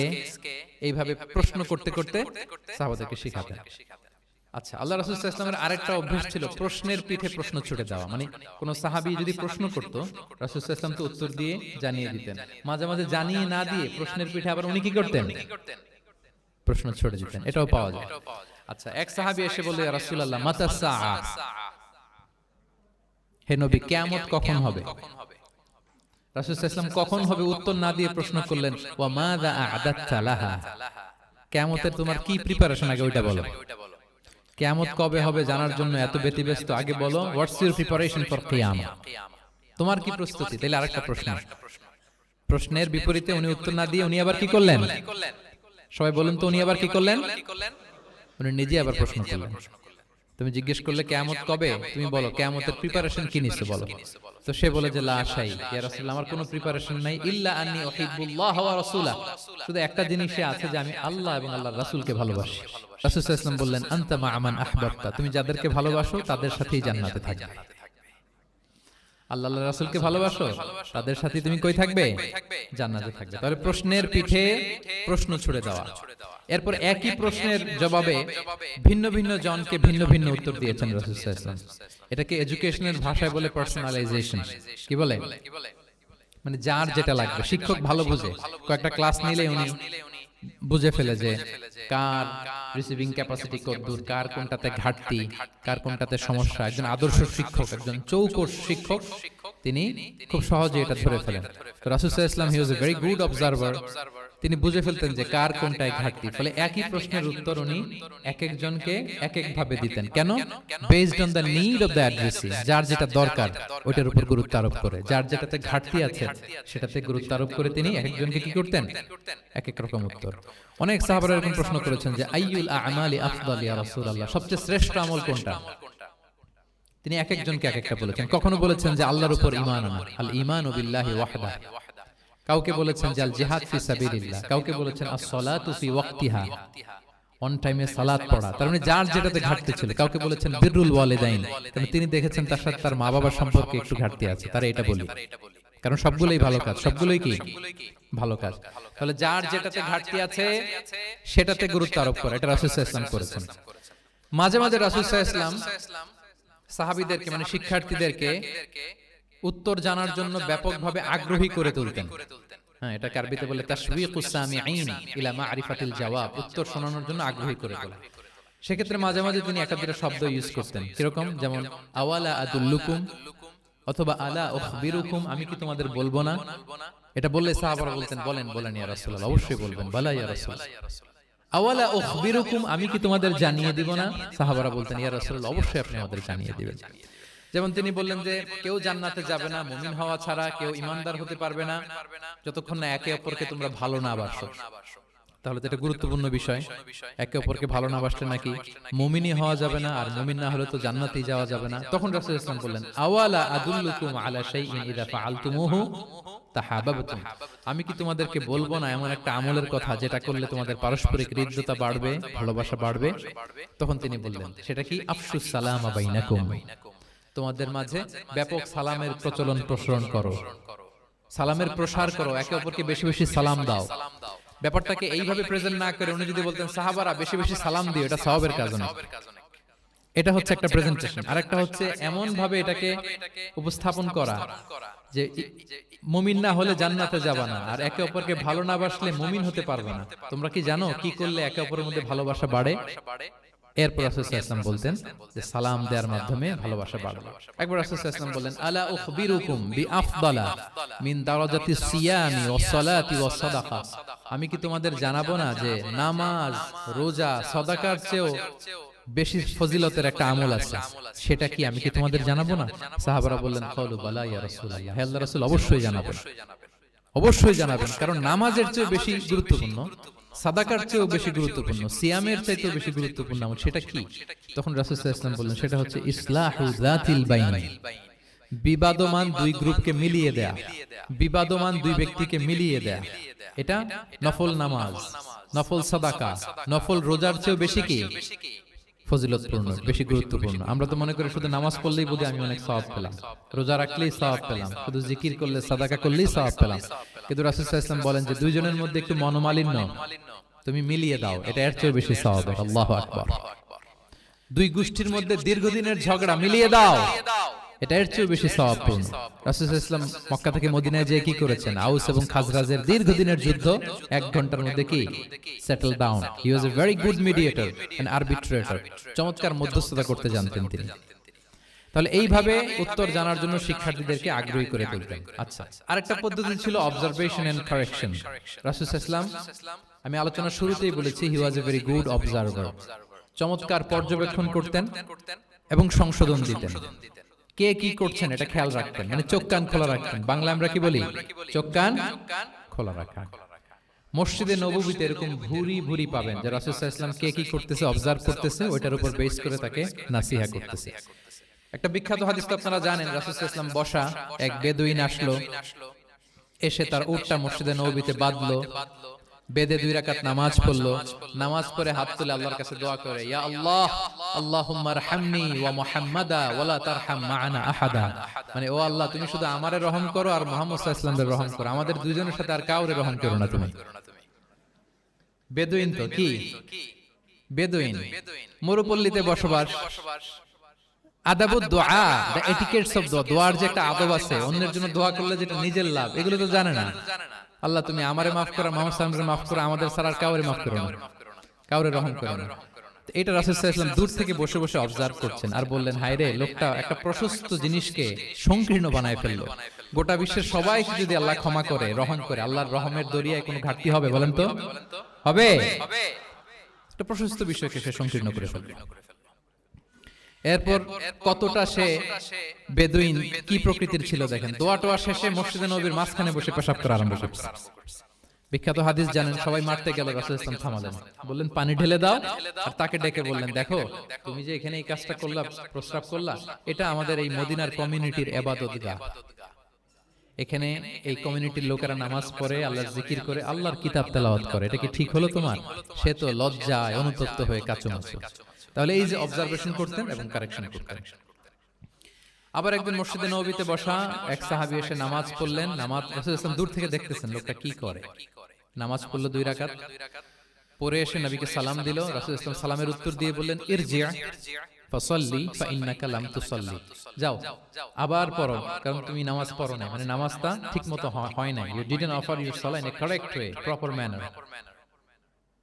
ওই সাহাবী যে আবার 2 রাকাত পরে আসলেন, রাসূল সাল্লাল্লাহু আলাইহি ওয়াসাল্লাম একই কথা বললেন, ইরজি' সাল্লি ফাইন্নাকা লাম তুসাল্লি, হয়নি নামাজ, আবার পড়ো। আবার পরে আসলেন, আবার একই কথা। এখন 3 বার পড়ার পরও যখন হয় না, বেচারা ভাবলেন আবার যে বললো তো একই হবে, আমি তো এটাই জানি। তিনি বললেন মা উহসিনু গায়রাহ, ইয়া রাসূল এর চেয়ে ভালো আমি আর পারি না, ফাআল্লিমনি ইয়া রাসূলুল্লাহ, হে নবী আমাকে একটু শিখিয়ে দেন কিভাবে পড়ব। রাসূল সাল্লাল্লাহু আলাইহি ওয়াসাল্লাম বললেন, যখন নামাজে দাঁড়াবে আল্লাহু আকবার বলে দাঁড়াবে, এরপর কোরআন থেকে যা সহজ লাগে পড়বে, তাড়াহুড়ো করবে না। কি করবে না? সবাই বলেন কি করবে না? নামাজে কোনো তাড়াহুড়ো নাই, no rushing in salah, no hastiness in salah. নামাজে আমরা খুব তাড়াহুড়ো করি, এটা নামাজের যে প্রাণ, সালাতের প্রাণকে, রূহকে নষ্ট করে দেয়। যখন রুকুতে যাবে স্ট্রেইট ফরওয়ার্ড রুকু করবে, হাত্তা তাতমাইন্না রাকিআন। রাসূল সাল্লাল্লাহু আলাইহি ওয়াসাল্লামের রুকুর পিঠটা ছিল একেবারে স্ট্রেইট, এই টেবিলটা যেরকম স্ট্রেইট এরকম স্ট্রেইট। লাউ সাব্বা আলাইহিল মা লাস্তাকার, পানি ভর্তি একটা বোতল যদি রাসূল সাল্লাল্লাহু আলাইহি ওয়াসাল্লামের রুকু দেয়া পিঠের উপর রাখতো, পানিটাও পড়তো না, বোতলটাও পড়তো না, স্ট্রেইট। এরকম উদাহরণ দিয়ে সাহাবারা বলতেন যে এত স্ট্রেইট রুকুর পিঠ যে পানি ভর্তি গ্লাস রাখলে পানিটাও কাঁপবে না, বোতলটাও পড়বে না। রাসূল সাল্লাল্লাহু আলাইহি ওয়াসাল্লাম বলতেন সবচেয়ে বড় চোর যারা নামাজে চুরি করে। সাহাবারা বললেন এটা আবার কিভাবে? তিনি বললেন লা ইউতিম্মু রুকুআহু ওয়া সুজুদাহু, তারা নামাজের চোর যারা রুকু সিজদা ঠিকমতো করে না। তো বললেন যে রুকু থেকে আবার স্ট্রেট হয়ে দাঁড়াবে, যখন সিজদায় যাবে ইতমিনানের সাথে, উইথ রিল্যাক্সেশন। নামাজের মধ্যে কি থাকবে? রিল্যাক্সেশন থাকবে। যখন বললেন যে এই এক রাকাত যেমনি তোমাকে শিখালাম সব নামাজ তুমি এইভাবে পড়বা, উইথ রিল্যাক্সেশন, নো রাশিং, তখন সাহাবী শিখে গেলেন। তাহলে এই যে অবজারভেশন এন্ড কারেকশন, দেখতেন হোয়াটস গোয়িং অন অ্যারাউন্ড, কি হচ্ছে, ভুল হলেই শুধরে দিতেন। হজের দিন উনি ওটের সামনে বসা, পেছনে ফদল ইবনে আব্বাস রাদিয়াল্লাহু তাআলা আনহু, আব্দুল্লাহ ইবনে আব্বাসের ভাই, রাসূল সাল্লাল্লাহু আলাইহি ওয়াসাল্লামের কাজিন, রাসূল সাল্লাল্লাহু আলাইহি ওয়াসাল্লামের কি কাজিন। তো রাসূল সাল্লাল্লাহু আলাইহি ওয়াসাল্লাম বিভিন্ন মাসআলার উত্তর দিচ্ছেন। কি করতেছেন? মাসআলার উত্তর দিচ্ছেন। রাসূল সাল্লাল্লাহু আলাইহি ওয়াসাল্লাম হজ করেছিলেন কয়টা বলেন তো দেখি, কে জানে? হ্যাঁ, মাত্র একটা করছেন। ঠিকঠাক আছে তো উত্তর? সবাই বলেন কয়টা হজ করেছিলেন? হ্যাঁ, আসলে রাসূল সাল্লাল্লাহু আলাইহি ওয়াসাল্লাম কেবলমাত্র জীবনে কয়টা হজ করেছেন? একটা হজ করেছেন, 4টা উমরা করেছেন। আচ্ছা, এবার যেহেতু একটা হজ করেছেন, মানুষের অনেক ভুল হয়ে যাওয়া তো খুব স্বাভাবিক। কি বলেন? স্বাভাবিক না? স্বাভাবিক। ফলে 10 জিলহজ, যেটা ভেরি হ্যাকটিক ডে, একদিনে অনেক কাজ করতে হয়, 5টা কাজ। জামরা স্টোনিং করতে হয়, পাথর মারো, স্লটার করো, প্রাণী জবাই করো, মাথার চুল ফেলে দাও, আবার চলে যায় মক্কায়, ফরজ তাওয়াফ করো, সাই করো, ফিরে আসো। এই যে 5টার সিকোয়েন্স অনেকে রাখতে পারে না, ভুল করে ফেলে। এখন 1400 বছর পরে, মুআল্লিমরা এত তালিমের পরেও আমরা ভুল করে ফেলি। তাহলে ওই সময় কি হয়েছিল বলেন? এটা ছিল প্রথম হজ। তো রাসূল সাল্লাল্লাহু আলাইহি ওয়াসাল্লাম জানেন আজকে তো অনেক ভুল করবে, তিনি আকাবা, মিনার পাশে আকাবার এখানে হেল্পলাইন সার্ভিস চালু করছেন, মানে নিজে দাঁড়ায় আছেন, দেখি কার কি ভুল হয় জিজ্ঞেস করলে মাসালা বলে দেবে। সুবহানাল্লাহ। তো এসে একজন বলে যে ইয়া রাসূলুল্লাহ, আমি তো ওই আগে কুরবানি পরে চুল কাটা, আমি আগে চুল কেটে ফেলছি। রাসূল সাল্লাল্লাহু আলাইহি ওয়াসাল্লাম বলে ইফআল ওয়ালা হারাজ, ওকে কোনো সমস্যা নেই, যাও। আরেকজন এসে বলে আমি তো আগে এটা করছি। ওইদিন যাই নবীকে জিজ্ঞেস করা হয়েছে, নবী সাল্লাল্লাহু আলাইহি ওয়াসাল্লাম ফ্লেক্সিবিলিটি দিয়ে দিয়েছেন, বলে করো, অসুবিধা নেই। তো ওই যে দাঁড়িয়ে তিনি মাসালা বলতেছেন, পেছনে ছিল ফদল ইবনে আব্বাস, ছোট ছোট সাহাবী, তরুণ। তো খাসাআম গোত্রের এক নারী আসছিল একটা মাসালা জিজ্ঞেস করতে, and she was a very beautiful lady, বেশ সুন্দরী ছিল। তো এসে রাসূল সাল্লাল্লাহু আলাইহি ওয়াসাল্লামকে যখন প্রশ্ন করতেছে, ফদল ইবনে আব্বাস নারীর দিকে তাকায় আছে, এবং ওই নারীও ফদল ইবনে আব্বাসের দিকে তাকায় আছে। রাসূল সাল্লাল্লাহু আলাইহি ওয়াসাল্লাম উত্তরও দিচ্ছেন, আবার খেয়াল করতেছেন যে চোখাচোখি হয়ে যাচ্ছে। যখন তিনি অবজার্ভ করলেন যে ফদল ইজ ক্রসিং দ্য লিমিট, একবার চোখ পড়তে পারে, তারপর তো নামিয়ে ফেলতে হবে, সে যখন তাকিয়ে আছে, নারীও তাকিয়ে আছে, তখন রাসূল সাল্লাল্লাহু আলাইহি ওয়াসাল্লাম কি করলেন? ওয়াজআলান নবী সাল্লাল্লাহু আলাইহি ওয়াসাল্লাম ইয়াসরিফু ওয়াজহাল ফাদলি ইলা শিক্কিল আখার, সাথে সাথে ফদলকে বললেন, ফদল ওইদিকে না, এইদিকে তাকাও। এটা সরাসরি হাদিসের অনুবাদ করে শোনাচ্ছি, আমার পক্ষ থেকে না, এটা বুখারীর হাদিস। ফাজআলা ইয়াসরিফু ওয়াজহাল ফাদলি, ফদল ইবনে আব্বাসের চেহারাটা রাসূল সাল্লাল্লাহু আলাইহি ওয়াসাল্লাম ঘুরিয়ে ফেললেন যে ফদল ওইদিকে তাকানো যাবে না, এদিকে তাকাও। ফদল রাদিয়াল্লাহু তাআলা আনহু নিজেকে সামলে নিলেন। এই যে this is the point, observation. এটা কি বলে? Observation and correction. রাসূল সাল্লাল্লাহু আলাইহি ওয়াসাল্লাম he was a very good observer. What's going on around, কি চলতেছে সব দিকে চোখ কান খোলা। বাংলা কি বলে? বাংলায় বললে বুঝবেন ভালো, চোখ কান খোলা রাখতে হবে। তো রাসূল সাল্লাল্লাহু আলাইহি ওয়াসাল্লাম খেয়াল করলেন এবং ওনার চেহারা ঘুরিয়ে দিলেন। এভাবে তিনি কেউ ভুল করলে শুধরে দিতেন। এবং শুধরে দেওয়ার আরেকটা নিয়ম রাসূল সাল্লাল্লাহু আলাইহি ওয়াসাল্লাম, আল্লাহু আকবার, অনেক পয়েন্টস এখানে, যে কিভাবে তিনি অন্যের ভুল শুধরাতেন, কিভাবে ভুল শুধরাতেন। আমরা কিভাবে ভুল শুধরাই? বাংলাদেশের যে টেন্ডেন্সি, কেউ ভুল করলে আর মাইক্রোফোন যদি পাই যে মাহফিলে, এইবার তো পাইছি ওই বেটারে, ও কাফের, ওর দাদা কাফের, ওর 14 গোষ্ঠী কাফের, ও মারা যাওয়ার পরে যেখানে কবর দিবে ওই কবরের উপর যে ঘাস উঠবে, ওই ঘাস যে গরু খাবে, ওই গরুর দুধ যে খাবে ও কাফের। আমি জাস্ট সিনারিওটা আপনাদের সাথে শেয়ার করি যে নিয়ম হচ্ছে কি। লেটস সে আমার একজন কো স্পিকার কোনো কিছু একটা ভুল করে ফেলছে, তার জানা নাও থাকতে পারে, আবার আমারও একটা জিনিস জানা নাও থাকতে পারে। কেউ ভুল করলে শুধরানোর নিয়ম হচ্ছে সে যে ভুলটা করলো এটা যে ভুল এটা জানানো। যে অনেকে এরকম এরকম বলে, আসলে এটা ঠিক না, বরং ঠিক হচ্ছে এটা এবং এর পক্ষে দলিল হচ্ছে এটা, জাস্ট এটা বলে দাও। এটা যদি বলে দেয় তাহলে কি হবে, যখন ওই যে ভুল করছে সে যখন শুনবে, তার নাম তো আর বলা হয় নাই, সে তো বুঝে যাবে এটা তো আমি ভুলটা করছি, ফলে আমি শুধরে গেলাম, ওই লোক শুধরে যাবে। আর বাকি যারা লিসেনার, শ্রোতা, তারা সবাই সতর্ক হয়ে যাবে।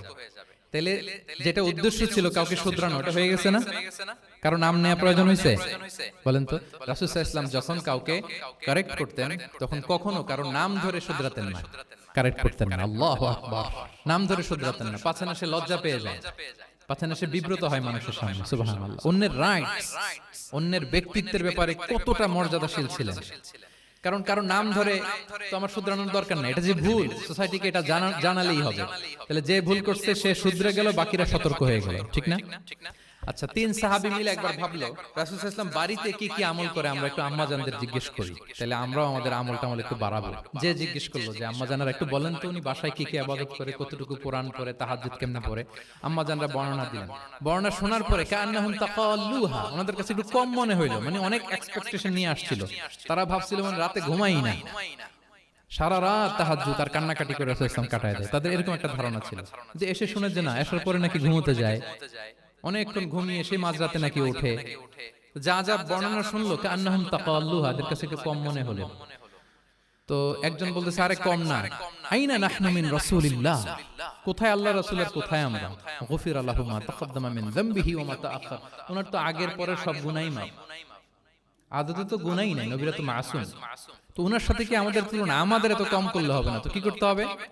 একজন বলে যে আজকে থেকে আমি আর ঘুমাবোই না, সারা রাত তাহাজ্জুদ করবো। আচ্ছা, আরেকজন বলে আমি আর না খেয়ে থাক, মানে রোজা ছাড়া থাকবো না, আমি সাওমে বিসাল করবো, সারা বছর রোজা রাখবো, যা করে আল্লাহ, রোজা থামাবো না, আমি রেগুলার রোজা রেখেই যাব। আচ্ছা, আরেকজন বলে আমি আর আমার স্ত্রীদের কাছেই যাব না, আমি সন্ন্যাসী জীবন নিয়ে নিলাম, আমি সন্ন্যাসী থাকবো, স্ত্রীদের সাথে মেলামেশাতে এই আমি যাব না, আমি এটা থেকে বিরত থাকবো। এই কথা যখন রাসূল সাল্লাল্লাহু আলাইহি ওয়াসাল্লামের কানে গেল, রাসূল সাল্লাল্লাহু আলাইহি ওয়াসাল্লাম রেগে গেলেন। রেগে গিয়ে সাহাবীদেরকে জড়ো করলেন। জড়ো করে তিনি বলতে আরম্ভ করলেন, আনতুমুল্লাযীনা কুলতুম কাযা ওয়া কাযা, আচ্ছা তোমাদের মধ্যে কে কে নাকি এরকম এরকম বলছে। সুবহানাল্লাহ। তিনি বলতে পারতেন এই আব্দুল্লাহ স্ট্যান্ড আপ, দাঁড়াও, আব্দুর রহিম দাঁড়াও, এই আব্দুস সাত্তার তুমি নাকি বলছো যে সারা রাত, এটা একটা কথা বললা তুমি, তুমি নাকি বলছো যে সারা বছর রোজা, এটা তুমি কি কথা বলতো, ভুল কাজ করছো, এটাও জানো না তুমি, তুমি নাকি বলছো স্ত্রীদের সাথে মিশবে না। এরকম যদি Abdullah, Abdur Rahman, just for example, এইভাবে দাঁড় করিয়ে যদি নাম ধরে ধরে বলতেন, ওনারা সাহাবীদের সামনে লজ্জিত হতেন না? না। আনতুমুল্লাযীনা কুলতুম কাযা ওয়া কাযা, এটাই রাসূল সাল্লাল্লাহু আলাইহি ওয়াসাল্লামের কাউকে কারেক্ট করার, তাসহিহ করার অভ্যাস ছিল। মা বালু আকওয়ামিন ইয়াকুলুনা কাযা ওয়া কাযা, মাঝে মাঝে বলতেন মা বালু আকওয়ামিন ইয়াফআলুনা কাযা ওয়া কাযা, তোমাদের মধ্যে কেউ কেউ নাকি এমনটা এমনটা বলে, তোমাদের মধ্যে কেউ কেউ নাকি এমনটা এমনটা করে। কই, আমি তো রাতে ঘুমাই আবার সালাত পড়ি। কই, আমি তো রোজা রাখি সোম বৃহস্পতি, বাকি দিনগুলোতে খাই। কই, আমি তো আমার স্ত্রীদের সাথে মেলামেশা করি। এই সব কিছুকে ব্যালেন্স করেও তো আমার নবুয়তির তো আমার কোনো সমস্যা হয় নাই, আল্লাহ ভীরু হতে তো সমস্যা হয় নাই। ওয়াল্লাহি ইন্নী লা আখশাকুম লিল্লাহি ওয়া আতকাকুম লাহ, আল্লাহর শপথ আমি তোমাদের চাইতে আল্লাহকে বেশি ভয় করি, আমি তোমাদের চাইতে বেশি মুত্তাকি। তারপরেও এরকম ব্যালেন্সড লাইফ লিড করাতে আমার তো কোনো সমস্যা হয় না, তোমাদের কেন সমস্যা হলো, তোমরা এটা কোথায় পেলে? ফামান রাগিবা আন সুন্নতি ফালাইসা মিন্নি, জেনে রাখো আমি যে স্ট্যান্ডার্ড ঠিক করে দিয়েছি এটাই সর্বশ্রেষ্ঠ ইবাদত, এর বাইরে যে কেউ যদি কিছু করে আমার সুন্নতের বাইরে, সে আমার দলভুক্ত হতে পারবে। সুবহান।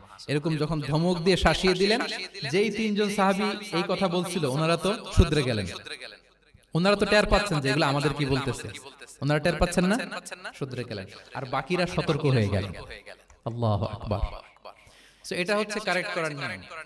এখন আমরা কি করি, কেউ একটা ভুল করলে তখন তাকে ধরি, তার 14 পুরুষ নিয়ে কথা বলি, তার ব্যাপারে যদি আমার কোনো তিক্ত অভিজ্ঞতা থাকে, ঝাল মেটানোর একটা সুযোগ পেলাম আমি, ঝাল মেটাই, তাকে ছোট করি, হেয় করি, হেন কোনো কথা নাই যে আমি বলি না।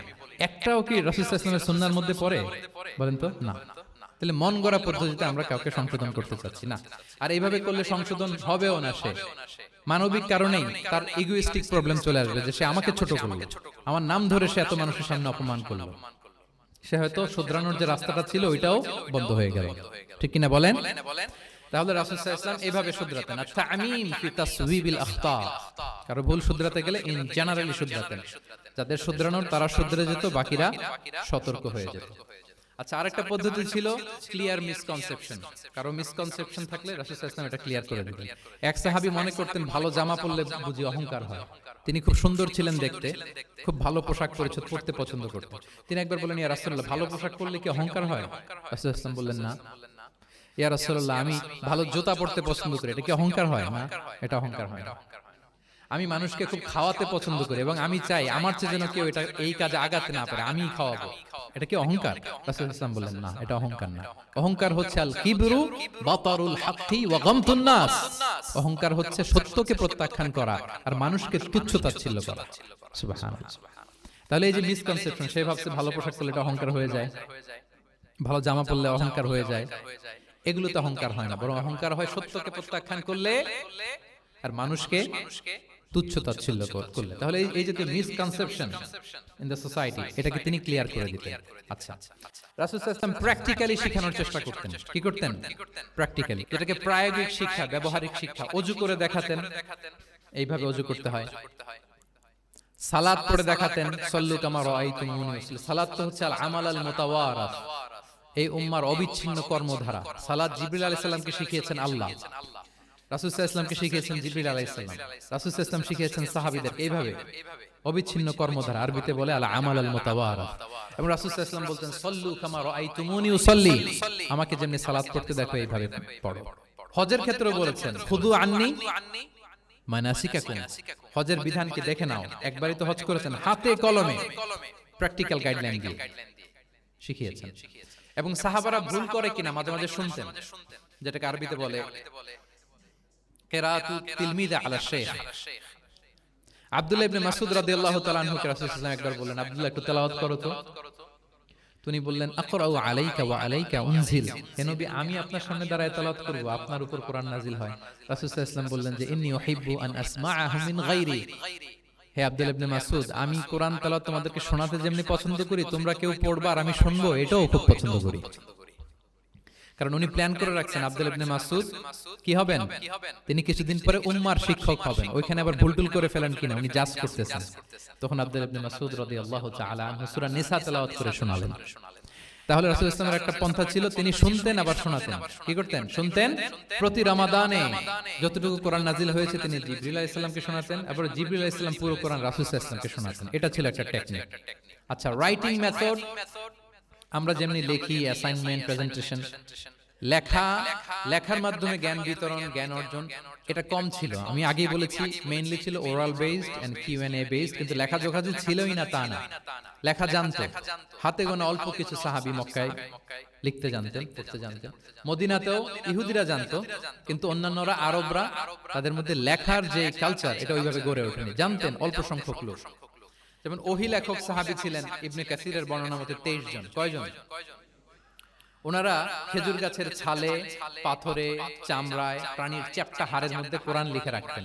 এবং রাসূল সাল্লাল্লাহু আলাইহি ওয়াসাল্লাম কোরআন ছাড়া অন্য কিছু ওনার কাছ থেকে যেন লিখে রাখা না হয় এই মর্মে আদেশ জারি করেছেন, লা তাকতুবু আন্নী গায়রাল কোরআন ওয়া মান কাতাবা আন্নী গায়রাল কোরআনি ফালইয়ামহু, কোরআন ছাড়া কিছু লিখো না। তাহলে কোনটা আমার কথা আর কোনটা আল্লাহর কথা মিক্স আপ হয়ে যাবে। কিন্তু কোরআন যখন অধিকাংশ রেকর্ডেড হয়ে গেল, তখন তিনি হাদিস সংরক্ষণের জন্য, লেখার জন্য পারমিশন দিয়ে দিলেন। যেমন মক্কা বিজয়ের ভাষণের পরে ইয়ামান থেকে আসা এক লোক আবু শাহ বলতেছে, ইয়া রাসূলুল্লাহ, আপনার ভাষণটা আমার একটু লিখে দিলে ভালো হয়।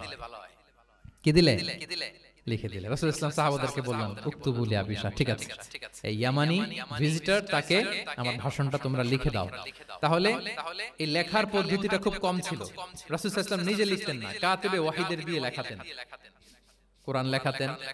সপ্তম হিজরিতে যখন সুপার পাওয়ারদেরকে চিঠি লিখিয়েছিলেন, কাতিবে ওয়াহিদদেরকে দিয়ে চিঠি লিখিয়েছেন, এটা রাসূল সাল্লাল্লাহু আলাইহি ওয়াসাল্লাম করতেন। আচ্ছা, সফট স্কিল ডেভেলপমেন্টের ব্যাপারে রাসূল সাল্লাল্লাহু আলাইহি ওয়াসাল্লাম উদ্বুদ্ধ করেছেন। লার্নিং ফরেন ল্যাঙ্গুয়েজ, যেটা কমিউনিকেশন স্কিল, ভাষা জানা, এটা খুব জরুরি। আরবি, ইংরেজি, বাংলা, তিনটা ভাষা জানেন কে কে দেখি ছাত্রদের মধ্যে?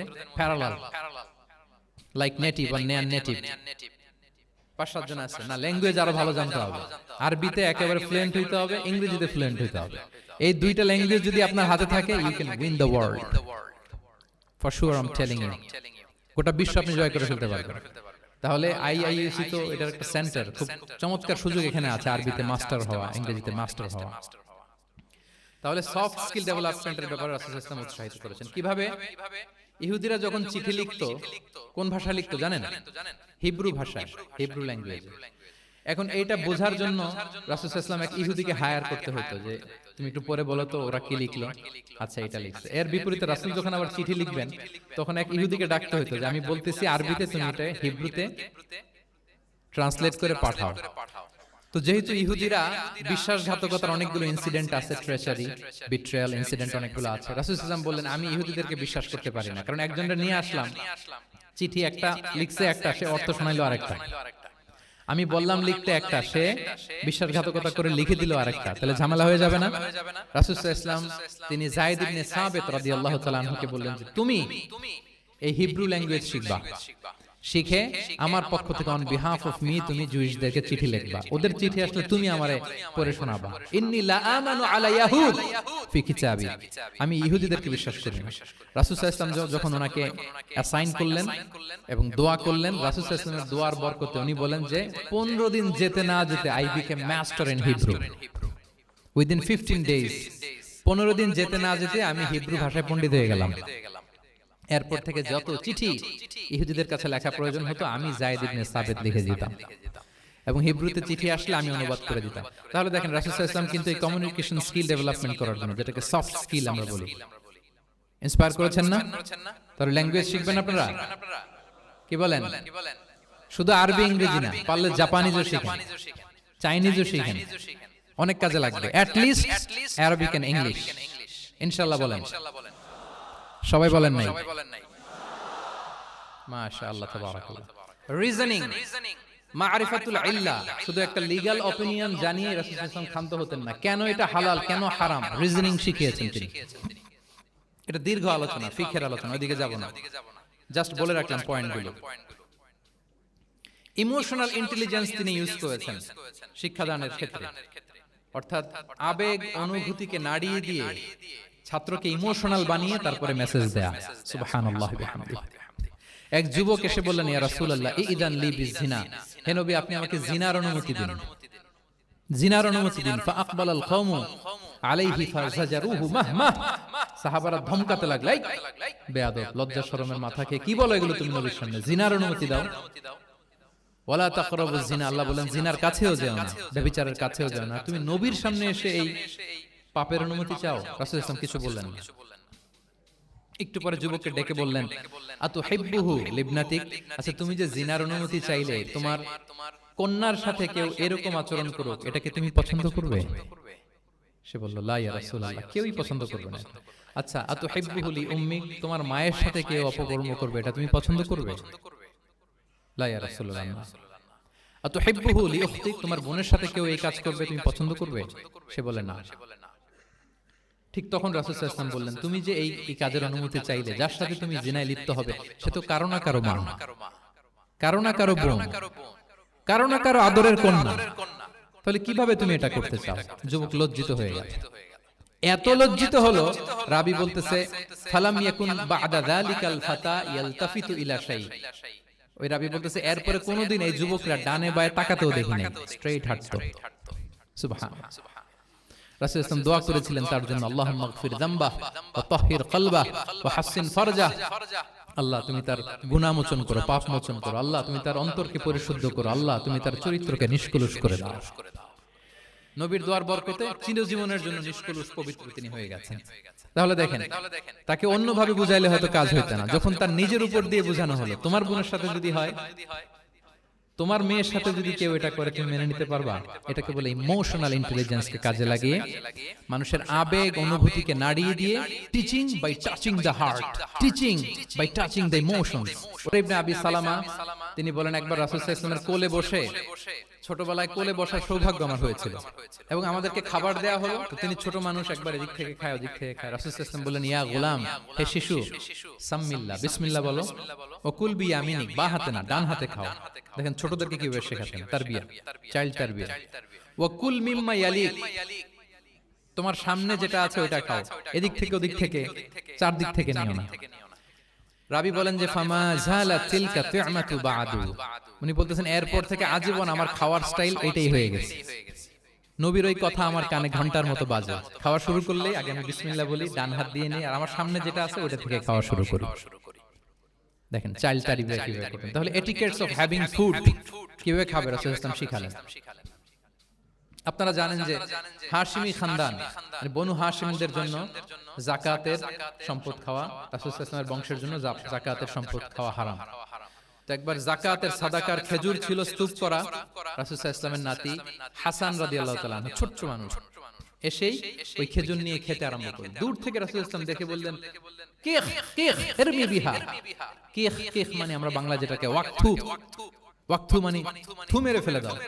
এটা বলে তিনি হাসান রাদিয়াল্লাহু তাআলা আনহুর মুখ থেকে খেজুরটা বের করলেন আর বললেন, আলা তা'লাম আন্না লা নাকুলু সাদাকা, মানে নানা ভাই, আদরের নানা ভাই, তুমি কি জানো না আমরা সাদাকার সম্পদ খেতে পারি না, তাড়াতাড়ি ফেলে দাও। মুখ থেকে টেনে যে খেজুরটা নিয়েছিলেন হাসান রাদিয়াল্লাহু তাআলা আনহু, সেটাকে রাসূল সাল্লাল্লাহু আলাইহি ওয়াসাল্লাম বের করে দিলেন। তাহলে এখানে কনসেপ্ট অফ হালাল এন্ড হারাম ছোটবেলা থেকেই নানা ভাইকে উনি ক্লিয়ার করে দিচ্ছেন।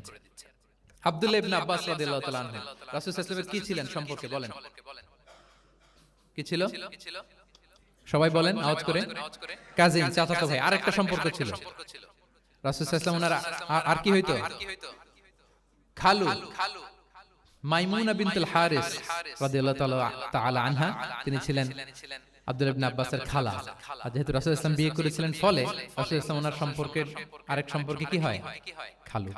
তো উনি খুব ছোট ছিলেন, এত ছোট যে রাসূল সাল্লাল্লাহু আলাইহি ওয়াসাল্লাম যখন ইন্তেকাল করেন তখন ওনার বয়স ছিল 13। আব্দুল্লাহ ইবনে আব্বাসের বয়স তখন কত? 13। তো ফলে ছোট মানুষ প্রায় খালার বাসায় রাতে থাকতো এবং রাসূল সাল্লাল্লাহু আলাইহি ওয়াসাল্লামের আশেপাশে ঘুমাতো। একবার রাসূল সাল্লাল্লাহু আলাইহি ওয়াসাল্লাম ওয়াশরুম করতে গেলেন দূরে, এবং রাসূল সাল্লাল্লাহু আলাইহি ওয়াসাল্লামের অভ্যাস ছিল ওয়াশরুম সেরে এসেই ওযু করতেন। তো উনি এসে দেখে ওনার ওযুর পাত্রে কে যেন পানি রেখে দিয়েছে। জিজ্ঞেস করলেন কে রেখেছে? বলা হলো যে আব্দুল্লাহ ইবনে আব্বাস রেখেছে। রাসূল সাল্লাল্লাহু আলাইহি ওয়াসাল্লাম এত খুশি হলেন যে এখন যে আমার এটা দরকার, ছোট্ট আব্দুল্লাহ এটা বুঝে ফেললো। উনি ওনাকে জড়িয়ে ধরে একটা দোয়া করলেন, আল্লাহুম্মা আল্লিমহুল কিতাব, আল্লাহুম্মা ফাক্কিহু ফিদ-দীন ওয়া আল্লিমহুত তা'বীল। আল্লাহ আপনি আব্বাসকে কিতাবের জ্ঞান শিক্ষা দেন। এবং এই দোয়ার বরকতে উনি রাইসুল মুফাসসিরিন হয়েছেন। পৃথিবীতে যত মুফাসসির আসবে সব মুফাসসিরদের সম্রাট হচ্ছে আব্দুল্লাহ ইবনে আব্বাস রাদিয়াল্লাহু তাআলা। আচ্ছা, উনি কি শিখাতেন, কিভাবে শিখাতেন? তাহাজ্জুদের সময় রাসূল সাল্লাল্লাহু আলাইহি ওয়াসাল্লাম নামাজে দাঁড়ালেন, আব্দুল্লাহ ইবনে আব্বাস এসে রাসূল সাল্লাল্লাহু আলাইহি ওয়াসাল্লামের বাম দিকে দাঁড়ালেন। ছোট মানুষ ভাবছে আমিও যে নামাজ পড়ি। আচ্ছা বলেন তো, যদি দুইজন হয় নামাজে, একজন ইমাম আর একজন মুসল্লি, মুসল্লি ইমামের কোন দিকে দাঁড়াবে? কিন্তু আব্দুল্লাহ ইবনে আব্বাস দাঁড়াইছে কোন দিকে? বাম দিকে, কারণ উনি ব্যাপারটা জানেন না। তখন রাসূল সাল্লাল্লাহু আলাইহি ওয়াসাল্লাম কি করলেন? হাত দিয়ে টেনে পিছন দিয়ে এনে ডান দিকে নিয়ে আসলেন। তাহলে রুলিংস অফ সালাহ, সালাতের সুন্নাহ কি, কিভাবে দাঁড়াতে হবে, এটা তিনি শিখালেন ছোট্ট আব্বাসকে, আব্দুল্লাহ ইবনে আব্বাসকে। এরকম অসংখ্য হাদিস আপনি সিরাতের পরতে পরতে, হাদিসের পরতে পরতে পাবেন, যে বাচ্চাদেরকে, শুধু যে যুবকদেরকে, তরুণদেরকে রাসূল সাল্লাল্লাহু আলাইহি ওয়াসাল্লাম শিখিয়েছেন এমনটা না, বরং শিশুদেরকেও শিখিয়েছেন। এইভাবে রাসূল সাল্লাল্লাহু আলাইহি ওয়াসাল্লাম এমন এক শিক্ষা পদ্ধতি আমাদের জন্য উপহার দিয়েছেন, যেটার মধ্য দিয়ে তিনি শ্রেষ্ঠতম প্রজন্ম, the best generation ever on আর্থ, যেটা আমি শুরুতে বলেছি, এবং তার ধারাবাহিকতা এর পরের প্রজন্মকেও শ্রেষ্ঠ প্রজন্ম বলা হয়েছে। এর পরের প্রজন্ম, তিনটা জেনারেশন এই শিক্ষার, এই ওহীর জ্ঞানের শিক্ষার ছোঁয়ায় তারা শ্রেষ্ঠ প্রজন্ম হয়েছে রাসূল সাল্লাল্লাহু আলাইহি ওয়াসাল্লামের এই শিক্ষা পদ্ধতির মধ্য দিয়ে। আমরা যদি সামারি করি যে রাসূল সাল্লাল্লাহু আলাইহি ওয়াসাল্লামের শিক্ষা পদ্ধতিটা কেমন ছিল? তাহলে বলতে হবে যে এটা উৎসাহমূলক ছিল, আশাব্যঞ্জক, কনফিডেন্ট বাড়ায়, ইন্সপায়ারিং ছিল। এটা কল্যাণকামিতায় ভরপুর ছিল, ওয়েল উইশিং ছিল। আমরা যেমনি কারো কথা শুনেই তার উত্তর দেই বা মাসালা বলে দেই, এরকম না। ইংরেজিতে এটাকে বলে এমপ্যাথেটিক। এমপ্যাথেটিক মানে খুব বেশি সুবিবেচক। He not only listen to the suffering of others, he use to feel it. তিনি ফিল করতেন। একজন এসে বলতেছে যে আমার এই সমস্যা, এটা এখন আমি কি করব? আমি জাস্ট বললাম এটার ইসলামী সমাধান এইটা। এটা হচ্ছে একটা। রাসূল সাল্লাল্লাহু আলাইহি ওয়াসাল্লাম এরকম না, যে বলতেছে তার কষ্টটা তিনি ফিল করার চেষ্টা করতেন, ফিল করে তখন তাকে গাইডলাইন দিতেন। এটাকে বলে এমপ্যাথেটিক, ওয়েল উইশিং ম্যানারে, কল্যাণকামিতায় ভরপুর ছিল তার শিক্ষাদান পদ্ধতি। পরামর্শমূলক ছিল, যেখানে মেন্টরিং ছিল, কাউন্সেলিং ছিল। মানে শুধু টিচার হলে এটার আউটপুট একটা, কিন্তু if you work like a mentor, আপনি আপনার শিক্ষার্থীদেরকে মেন্টরিং করতেছেন, তাদেরকে কাউন্সেলিং করতেছেন, এটার আউটপুট হবে অন্যরকম। রাসূল সাল্লাল্লাহু আলাইহি ওয়াসাল্লাম he worked as a mentor and counsellor for the সাহাবা। সুবহানাল্লাহ। রাসূল সাল্লাল্লাহু আলাইহি ওয়াসাল্লামের দেওয়ার শিক্ষাটা ছিল বেসিক্যালি অ্যাডভাইজারি। আমরা মাঝে মাঝে অ্যাডভাইজারি নেই, দেখবেন বড় বড় নেতা লক্ষ লক্ষ টাকা বেতন দিয়ে অনেক বড় বড় উপদেষ্টা রাখে, তারা বিভিন্ন ধরনের অ্যাডভাইস দেয়। রাসূল সাল্লাল্লাহু আলাইহি ওয়াসাল্লাম এই সার্ভিসটা সাহাবাদেরকে দিতেন। ওনার শিক্ষাটা ছিল অংশগ্রহণমূলক, মানে এঙ্গেজমেন্ট ছিল। একতরফা আমি বলে গেলাম অথবা একতরফা ওরা বলে গেল, এরকম না।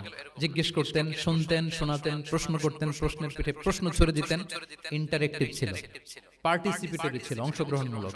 এটাকে আমরা মানে ক্লাসিক স্কলাররা যেটাকে বলে সোহবা, কি বলে?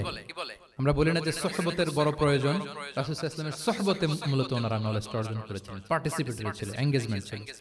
এবং আমরা উল্লেখ করেছি যে কিউ&এ বেস ছিল, প্রশ্নোত্তরমূলক, ওরাল ছিল, যৌক্তিক ছিল, রেশনাল, রিজনিং শিখাতেন। কেন এটা হালাল, কেন হারাম, কেন এটা ডুজ এন্ড কেন এটা ডোন্টস, এটা রাসূল সাল্লাল্লাহু আলাইহি ওয়াসাল্লাম বলেছেন। এবং he used to prioritise the youth in training and grooming.